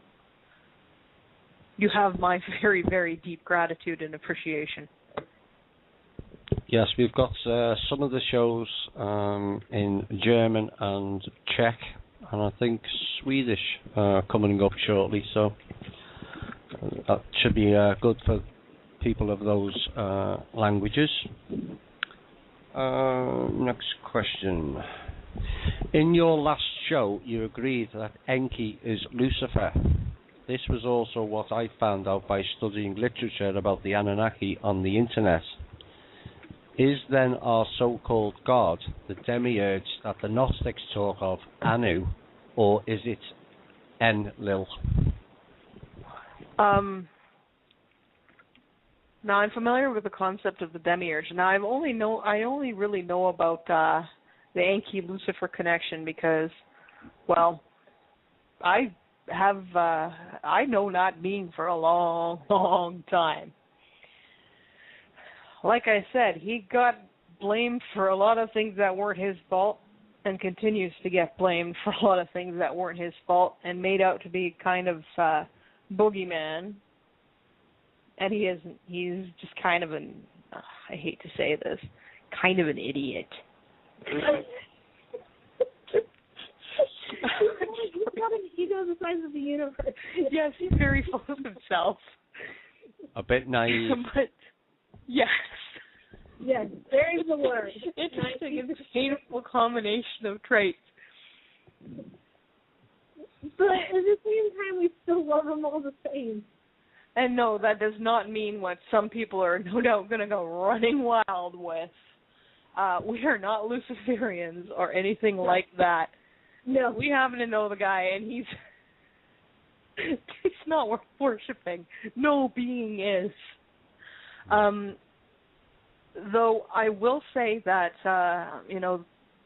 what you mean by God is hard to intuit from what you said, but the Gnostic concept of the demiurge is very applicable.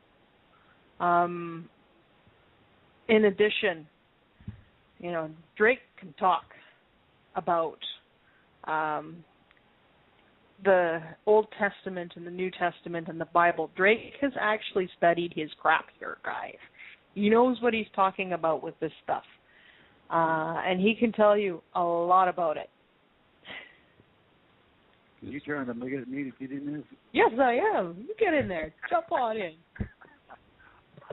Okay, well, two forms of light. One from the sun, one from the moon. And there's a statement, do not get burnt by the silvery light. That's ancient Celtic, by the way. And I would suggest that people take heed and think about, is this something I can get a sunburn? Well, a lot of people would say yes, and a lot of people would say no, and can you tell there's one even there? Normally, you won't get a sunburn from the moon or moonshine. However, Luciferian goes to a lot of things. One of those is those creatures in the waters that glow at night. This is a Luciferian quality. The ideal here is to change the meaning. And the meaning is inverse light. That's what reflected light is. And not necessarily good, bad, evil, ugly, or whatever, anywhere in between. This is where man gets his fun and games ideas. So when you look at this then in a biblical term, you'll find that Lucifer was the light bearer. Now, that means that you remember the Old Testament kings having a little bearer chair where you got the 4 slaves and the little canopy and all this happy stuff, and the fat dude sitting in the middle enjoying the ride. Well, in the idea of Atlas Shrugs, all you got to do is look at the cover. You got this one dude holding up the whole of the planet. In the same idea, you have Lucifer bearing the light, or creation, or the Almighty, however you'd like to look at that. And Source does not like that term, Almighty, but it's kind of fun to throw it in once in a while. So what you have is, how could a light bearer go to the point of being verbosely negative towards the light itself? Can't happen unless it's pure darkness. You cannot convert pure light to pure darkness. However, within the yin-yang signet, where you have the little scrolly thing, and half black, half white, you have a balance. So, you have the above and below separation between creation and the light bearer. Such is the same between man and the light bearer in many ways. We have yet to make that step so that we can understand and comprehend and perceive the ideology and understand the meanings of things that do not translate either in idea nor in simple logic, let alone physics. And so we're kind of dealing in a way with the unknown. Lucifer did not do most of the things that are credited, as has been stated. What happened was that people needed something, and these are specific people, needed something to hang all the ills of a man upon, so that there was a whipping post you could tie somebody to. Consequently, Lucifer not only got volunteered, but elected and tied to the friggin' post. Being naive and unsophisticated in your actions does not make you guilty of the things stated in terms of the credit given directly to this entity. You'll find that innocence can also be looked at as being naive when you're dealing with something that has an ulterior motive, a crafty nature, and some kind of agenda that they would like to see promulgated upon everyone. You'll find that many in the church originally that set this up were very much aware of these things and used them extremely. Whoever's munching that, quit it. Sorry. I hear you. But then I did it too. Somebody said something about me opening a bag of chips, and I crunched one just to rub it in. So, there is a little of the devil, so to speak.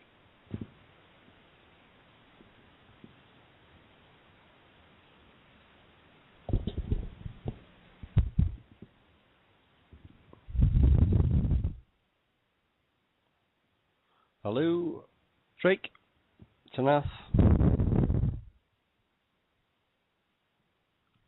Oh, God. Let me see. Let's play some music. Right, if we're still on air, I'm not too sure we are. We'll go into the music break and see if... Oh, you're back. A light break. Say what? You went missing for about 45 seconds. Oh, great. Oh, boy. Which 45 seconds is the next question? No doubt. Basically, Lucifer is not what he's been made out to be. If you're going to bear the light of creation, you cannot be evil. Just that simple. So he got hung with it, tied to the whipping post and all that, and not according to true actions. I'll leave it at that. Right. Is it true that the biggest star or space gate on Earth is the one above the Near East region?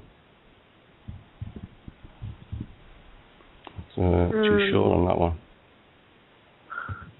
I don't know. I don't think there's one that's bigger than another. They're all roughly about the same size. Yeah.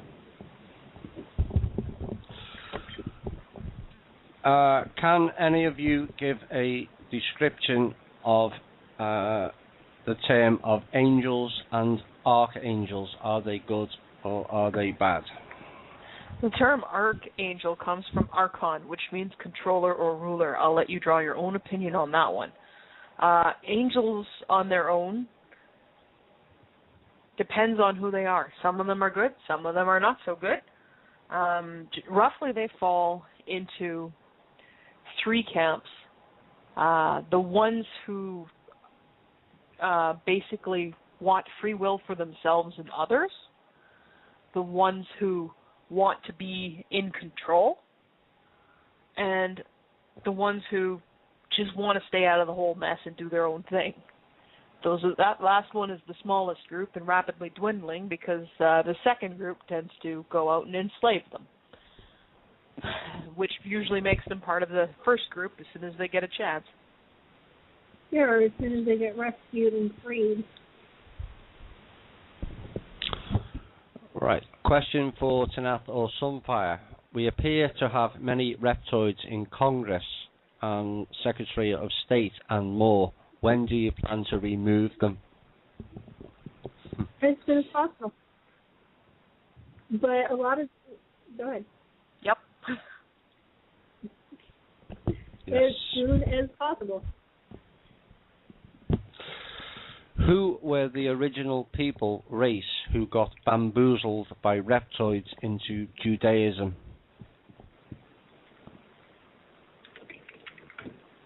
Can you say that one again? Who were the original people, race, who got bamboozled by the reptoids into Judaism? Well, they started out as basically just another one of the many tribes of people running around in the post-fall of Atlantis world. What happened was one particular group was picked out by a reptoid overlord, and this happened with many other groups in the same region, picked out by reptoid overlords, who then proceeded to use them as proxy wars against each other. A lot of the Old Testament exploits that you read about, go over here, kill this faction there, that was basically proxy wars for the reptoids. On one hand, it had the effect of, deciding which reptoid overlord was dominant for the region, and on the other hand, it had the effect of filling his coffers full of human meat and suffering. Yes. Right. On introduction to Reiki, there's a ceremony and induction when you learn symbols to enhance either protections or more power to your intention. So my question is this positive teaching or a trick to co-create something negative without realizing it? I'm not sure on that. I do know that it's not necessary to use symbols to do Reiki. I know plenty of people who do Reiki without symbols. Anyone can learn how to do Reiki.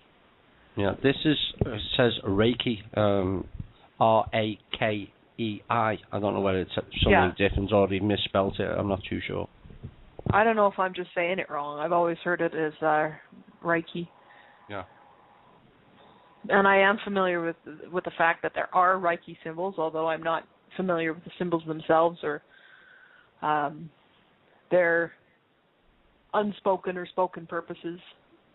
I would say if you feel comfortable using it, use it. If you don't feel comfortable using it, don't use it. I use tarot cards, right? Like I read tarot cards because I find they're an excellent focus. Symbols can be useful. They're not all bad, but make sure you understand what you're using. Yeah, a lot of the languages up in space between the various races are symbols, or based on symbology. the universal symbol language is based on symbols and a bunch of different symbols, and there's symbols that are considered force symbols.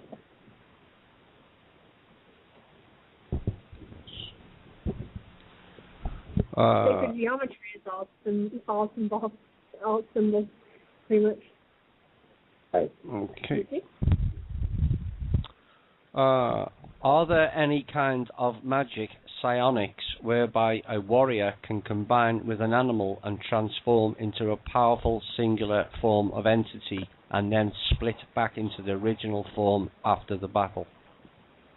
I do know that some exist. I don't think they're native to this universe though. We do have some in the Silver Legion who do that sort of combination entity. It does not seem to be common, but I have observed it. I do know some people who do that. I think that would require an extremely close bond between the two beings involved. I do know that Tau Cetians have a form of mental link in which two beings can agree to come together in order to sort of focus their processing power, but they still have, two different forms. Right, yeah. That's more two people coming into one mind as opposed to two people coming into one body sort of thing. Yeah, that's where the Vulcan mind melt came from. Yep. Vulcan neuropressure is a Chalcedian massage technique. Yeah, and it can be, we have techniques down here on Terra as well. A lot of, you can do some of the same things with chi or ki focusing. Mm-hmm. Okay.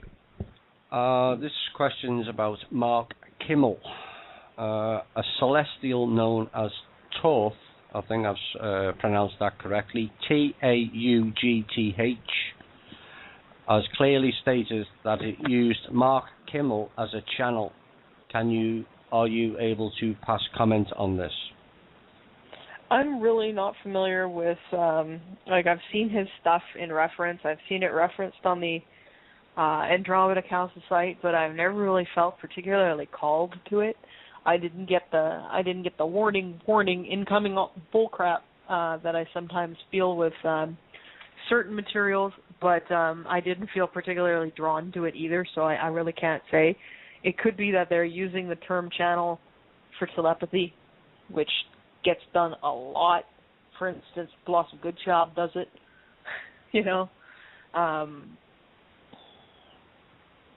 I do know that we've had third-party confirmation that the Athabantian exists. No, it's not a biosphere, it's a starship. About cruiser size, I think. And yeah, not I think currently... Corvette. Yeah, Corvette is what I think they called it, which is similar to a cruiser in size. Yeah, and it's as far as the Silver Legion is concerned, it's not known to be an enemy. Okay. What I understand, it is one of our positive ships. It's on our side, from what I understand anyway. And I'm not familiar with Mark Kimmel's material, but the couple of times that I've heard him in interviews, he's obviously a very genuine, pure of heart person as an individual. And so I don't know beyond that, but I mean, I never got any negative vibes off of him in the couple of interviews that I've listened to that he's participated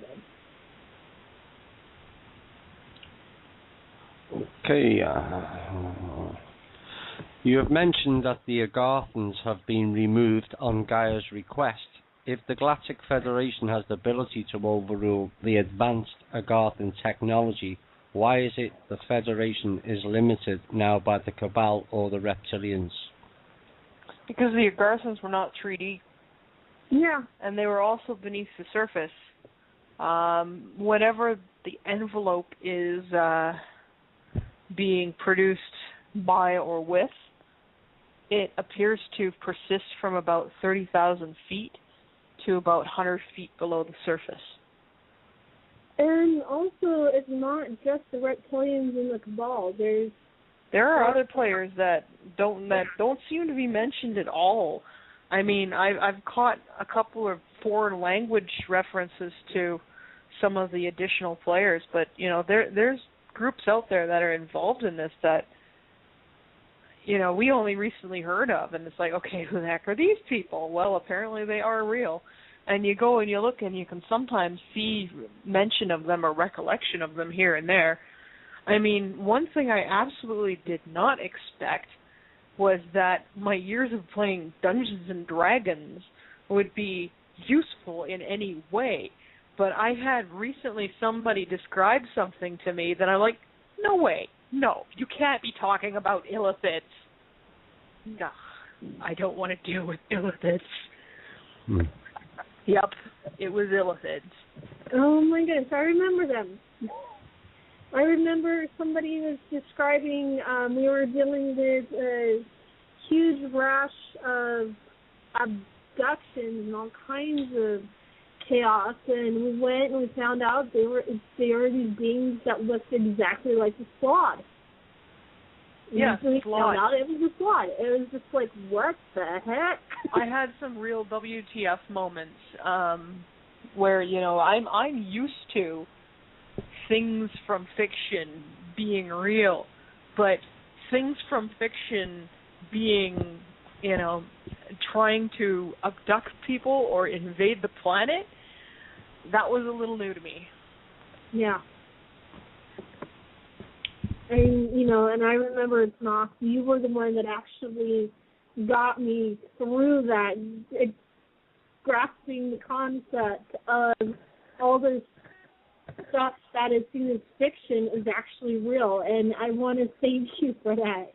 You've been a major help in so many ways that I cannot express. Good. And I love you very deeply for it. Thanks. It blows my mind at times too, to the point where I get them to describe it again, and then describe it a third time, and then I go, oh my God, illithids! I can't believe it. Right. That question's been covered about Tanaath, and the question about Galactic Federation of Planets and what kind of details do you have was covered earlier in the show. Could Tanaath give more details about the evacuation of the underground networks, where even the cities of Talos and Shambhala evacuated? There's some subterranean cities that are actually closer to the surface that where there wasn't evacuations occurred, but the civilizations that we know of as Agarthans, they were basically evicted. And it wasn't. I know what happened. Yeah. Telos or Talos, or however you say it, was definitely evicted. And yes, that was an eviction. The evacuation part came when, Mother Earth starts shaking rocks from the ceiling, and we said, okay, we better get you a ship. Yeah. And they were not. Am I right in saying that they were not positively oriented? Well, some of them were. The problem was some of them had also been behaving very badly, to the point where Terra, Gaia herself, basically said, okay, until this is over, basically everybody out of the pool. We've got to clean the pool. Let's not, somebody took a crap in the pool. Now we got to clean it. Everybody out. She's made it clear that they'll be welcomed back after Ascension once the dust is settled. But until then, because there were too many different groups and politics going on that was jeopardizing her surface, she's basically said, out. Yeah, and the only ones that will be allowed back on the planet are the ones that are going to be living and working in the best interest of Terra and the population. Yeah, and the whole population is mind. Yeah. Anybody that doesn't have the best interest of Terra and the population in mind won't be permitted to come back. Remember, she considers her rightful population to be those beings that are on her surface vibrating with her. The final thing is more of a statement, which I don't think is correct, but is the plan for some humans to return to these underground cities as they are our natural home? No, they're not your natural home, unless you happen to be an Agarthan incarnate, in which case you'll be able to return once everybody else goes back. But no, the plan is not for Terrans to go inhabit those cities. I mean, after transition, once those Agarthans who are willing to abide by Mother Earth's rules come back, they'll probably open it up to those who are interested in immigrating. But right now, no, they're kind of off limits. Yeah. There's been too much monkey business. We don't want that to continue. Gaia doesn't want that to continue. Or Maita, if you want to call her by the name that she's preferring now. Okay. Are spaceships actually able to get close to the sun without being disintegrated? And how? Very much so, yeah. Yeah, it's a gate. Yeah, it's a gate. And there's video footage taken by NASA satellites, thank you very much, NASA, of the Sarstra biosphere within a very close proximity of the sun with a energetic line to the sun doing work on the star itself. They have what would be the equivalent of UV shielding that prevents any kind of disintegration and prevents the heat from being a problem. And small craft don't do the journey very well. Most of the craft that go through the sun gate are the larger ships that are, well, they're designed for interstellar and interstellar journeys. Like planet size and bigger, yeah. Well, no, not even planet size. Like generally above the the 300 meter mark or thereabouts. Mm-hmm. Yeah, so cruiser class, battle class, anything along that lines and higher. Right, you ready, Drake? Of course. Can you explain what black holes are for and how they operate, please? That sounds like a course in astrophysics to me. What they are, it is a natural process of inversion of all matter and energy, inversion of that, and expulsion. Now, as you know, black holes only take stuff in, so therefore it compresses. The matter then is matter, or extant strata that goes in, comes out in varying forms through as what has been described as a white hole. The area of discovery is going to be interesting.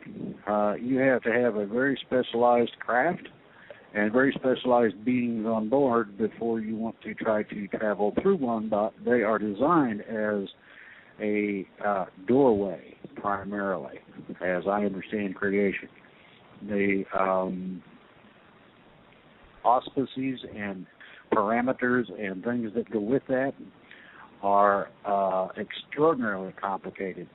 When I have, and I'll give you a real simple example, when I have 4 or 5 extremely complex things, complicated both physics and application-wise and in their physical forms, I use the word simplex. This describes one specific area of this. Within the parameters of a black hole, you have approximately as many simplexes as you have grains of sand upon the planet Earth. Now, No wonder you don't want to wander into one of those things. well, Hey, right. Did you ever read the thing that was put out by both Hawkins and also mentioned by Alex Collier, where they saw a new color and sound frequency actually coming out of the black holes a couple of years ago? That's a reverb effect. And I would be extraordinarily careful of anybody trying to capture those energies. That particular type of energumata is not something to be fooled with. Right. If somebody wants to understand energy, go and look up energumata. That's an English translation of a word that's very ancient, and it will lead you through a gamut of a combination of long articles, complicated mathematics, more complicated physics, and suppositions as to applications and resultants. You'll find, as I did, some 2,000 different publications on that particular subject. Of those that I have read, and I have not read them all, were the most principled, the most open, and the most correlatable ideologies. This means that there was some portion of each of the ideas that readily translated into someone else's totally different theory in some cases. This is where you get the simplex. When you take all of the things involved and combine them, you end up with the highest capable representation of shape in sacred geometry. Some people look at this as a certain type of sacred knot.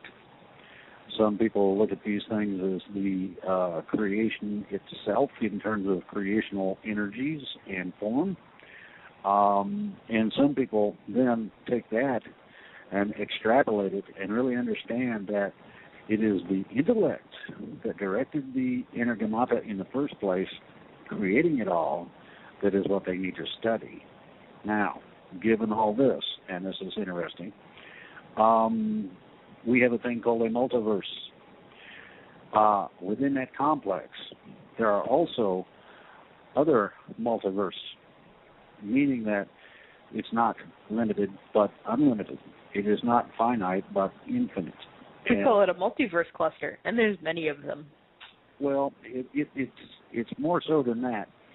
And the reason I say this is that if anybody has done the mathematics in frequency multipliers or dividers in electronics, you'll find that it is, as is found in harmonics, you may find a harmonic that has extremely high numbers in terms of its correlation frequency, and yet the butterfly wing flapping on this side of the planet making the hurricane on the other is proven in these formula. This is the factor known as the vortexial physics of energumata.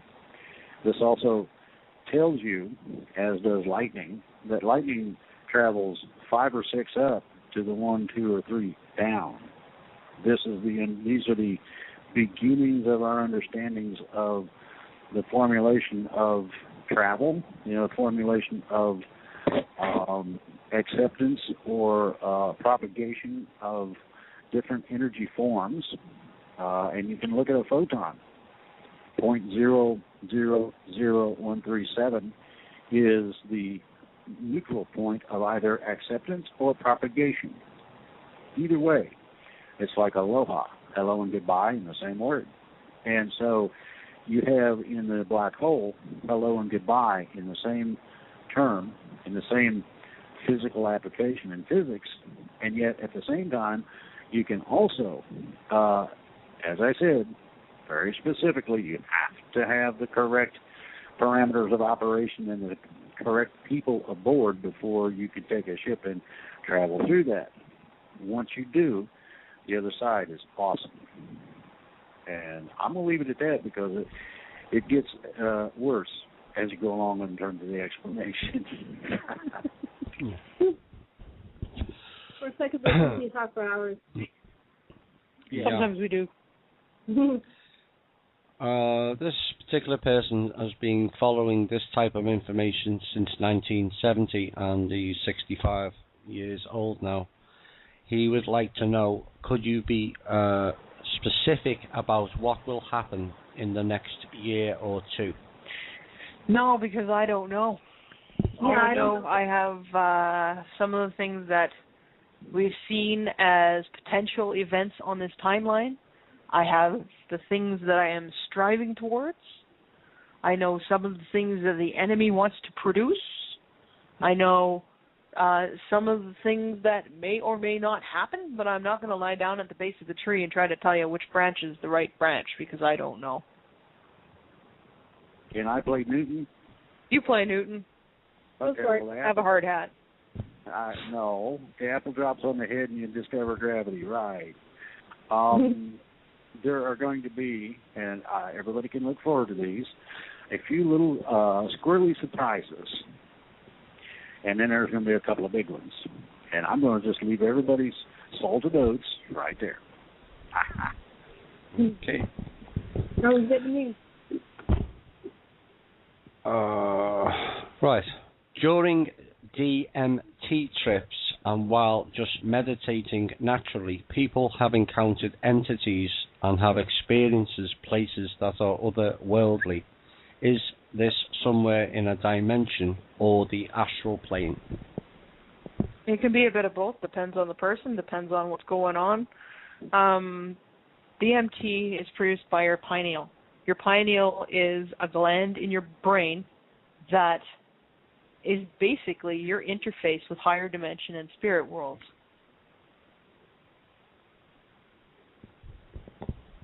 Right, okay. People seem to think that just because you can produce it with a chemical must mean that it is the product of human imagination or the product of a chemical. No, you actually have an organ to help with this. It's your pineal. Yeah. And it can work, it can function both extra-dimensionally and in other planes, spirit realms and planes of existence. And ours, due to generations of attempted engineering to try to force it into a small, stunted thing, followed by decades of poison in our food supply and our air and our water, likewise designed to limit the function of it. Ours aren't working as well as they should be. But don't worry, that's not permanent. And you can change it. There's a Kickstarter coming. Yep. When we astral project, could we be in a different form than we are now? Yep. I would reckon that if you are an incarnate... I know my heart looks a lot different. Oh, heck yeah. I look a lot different out there than I do down here. Got a lot more limbs, for one thing. That's an understatement. Be quiet. Old luggage. I like you got 2 tails now, right? Yes, I don't know. I don't understand. This is not normal for my species. I don't know if I stepped into something or something, but I grew an extra set of an extra tail and an extra 2 sets of wings. My species normally has 1 tail and 1 pair of wings. I don't know what's going on. What the heck did I step in? You stepped into the realm of the royal. Only the royal dragons have those auspices.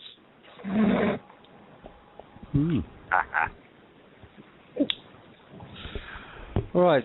There is a renewed interest in the UK TV broadcast takeover where a voice of Gramaha, the representative of Asta or Ashtar in some texts, Galactic Command, warns of dire consequences. Was this announcement part of your group or groups?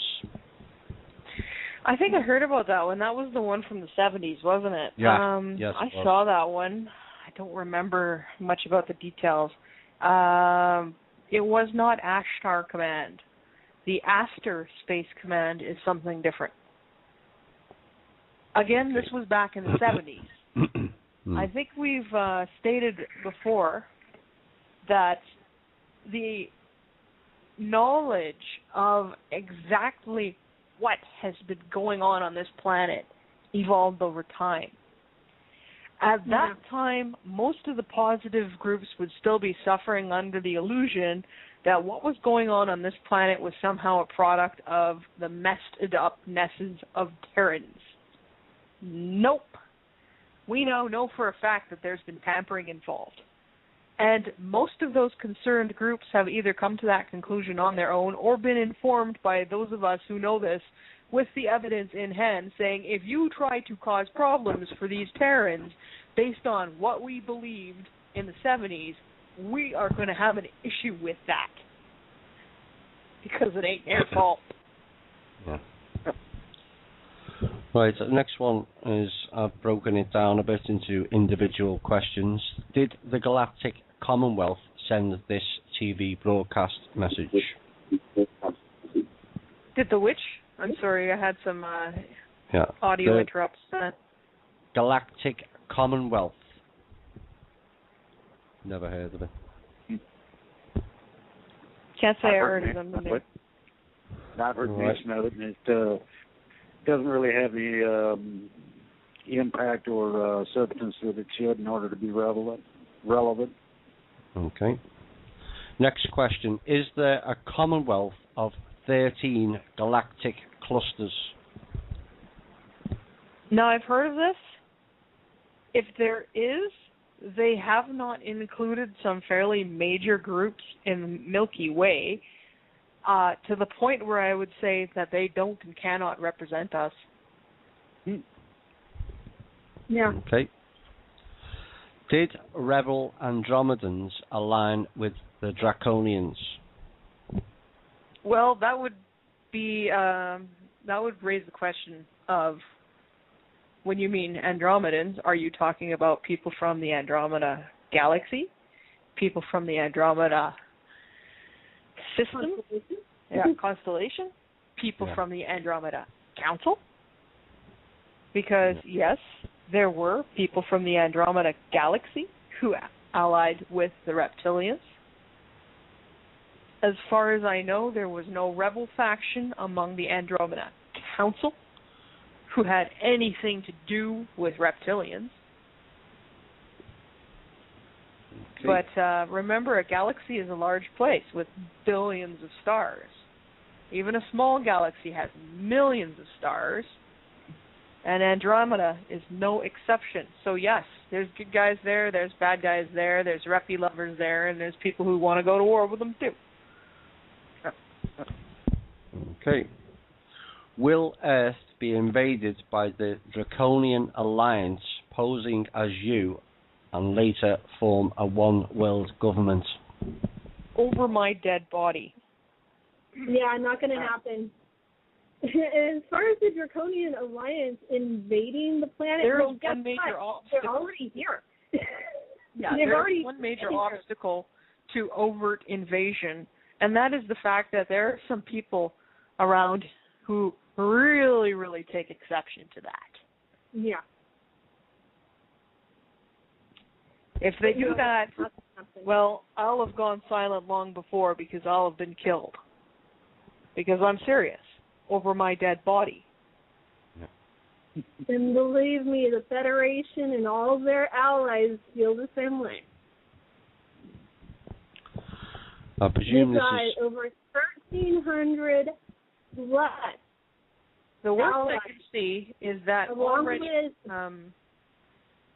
forces already present on the planet might fake it for a while.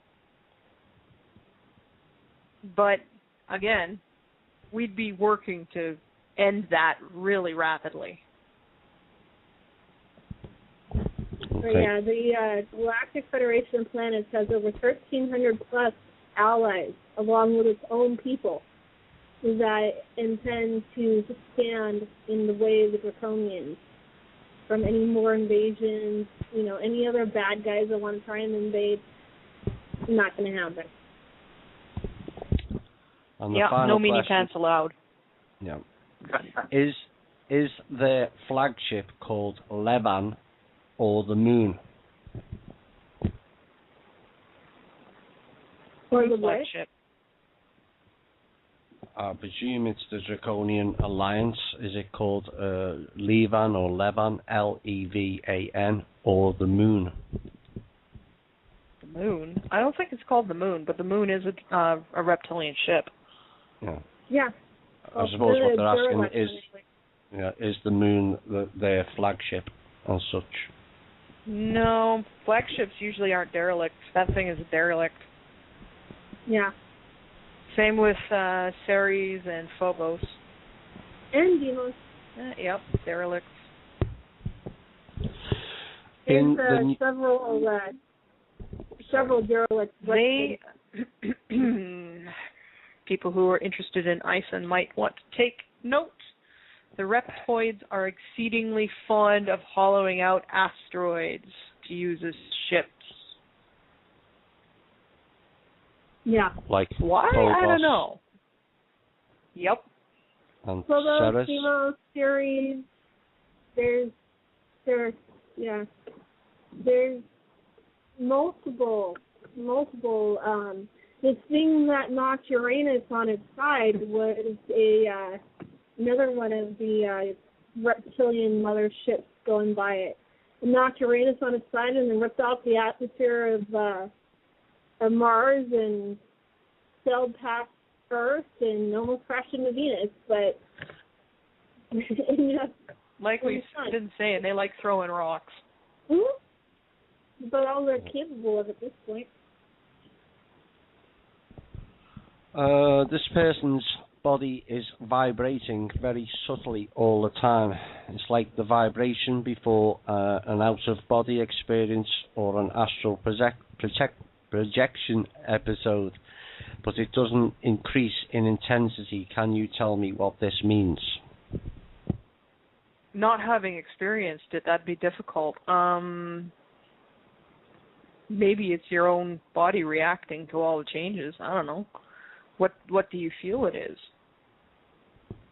Ask yourself first. Will it be something to do with the Schumann resonance going up, Drake? Could very well be it. It has been going up. I know I'm not Drake, but speculating here. Yeah. Okay. In our new 3D world, will we have a specific range of longevity? The average 3D human lives from about 1,100 to 1,500 years, typically. And yes, that means that if you are currently under 100 years old, you will look forward to 1,000 to 1,400 years. If you are over 100 years old, you will look forward to just under 99 years to just under 1,400. If you are middle-aged, at the prime of your life, you'll still look forward to a good 1,100 to 1,500 years. You don't lose half your life just because you spent 30 years down here or 60 years down here or 80 years down here. Don't worry about that. You'll get the full range at health. It has been stated a few times that ascension is inevitable. Nothing can stop it. That being so, then what would the Cabal have to gain by reducing the global population by 6.5 billion? I don't think they truly understand what ascension is. Yeah. Or the fact that it's inevitable. Like, there's been a lot of evidence to suggest that they just really don't understand, fundamentally do not understand a lot of this. that said, I can't really understand half of what they do because it just does not connect with any reality that I know. Any logic. Yeah, it just does not compute. Error does not compute. I do think maybe that they're suffering under the misapprehension that if they do this, they can somehow stop it. It could also be that they're attempting to invoke the negative timeline. And we've spoken about the timeline splitting before. They're going to have it. It's just that the rest of us ain't going to experience it. They can have their dystopian hell. They're welcome to it. Count me out. Yeah. Me too as well. Did ancient Greece make any progress to lead humanity to the right direction, or were they also controlled by the reptoids? Ancient Greece was actually fairly deeply involved with, the higher dimensionals that are now known as the Greek gods. Yeah. So there was this brief time where they were doing pretty good. It all kind of fell apart around the time of Philip of Macedonia and Alexander the Great. That's when things started to go sideways. Something people need to understand is that when you force an agenda into the realities, into the timelines, you cause adverse effects generally reflected back to your own agenda.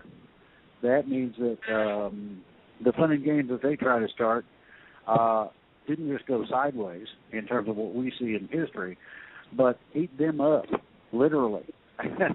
So, the other part to all this is that these people do not, first of all, accept anything we've promulgated, anything that we've taught or the information provided.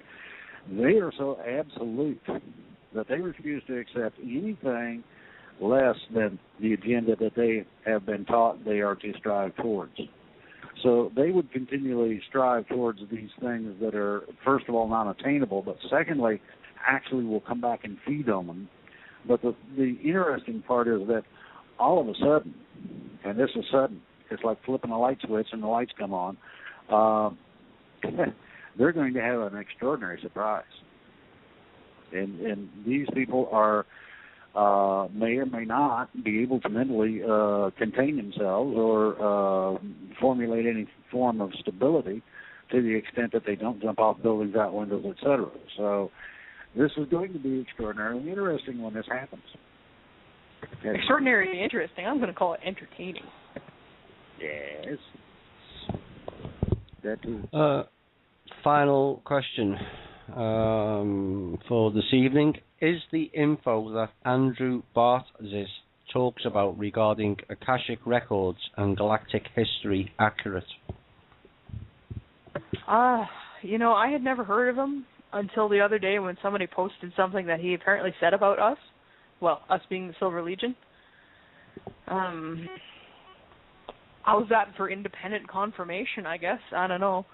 I do know that there are people who are able to look into the true Akashic records and get that kind of information. Very good. Drake, do you want to finish up? Well, sure. This has been more fun than putting a cat in the orchard. I believe that, and I've noticed that people are getting more concise and precise in terms of their questioning. This means that they've got a basic knowledge, operational basis to work from, which is great. The thing that I ask, and everybody can do what they want to with it, get involved or whatever, is to ask other people that don't have nothing to do with it, if you could ask a question of ET, what would it be? And see what they come up with. I think that would be real entertaining and a lot of fun. Okay? Right. That's it for this evening. Thank you for all joining us. We hope you enjoyed it. We'll be back on Sunday with Drake and I. My name's Thomas Williams, and good night.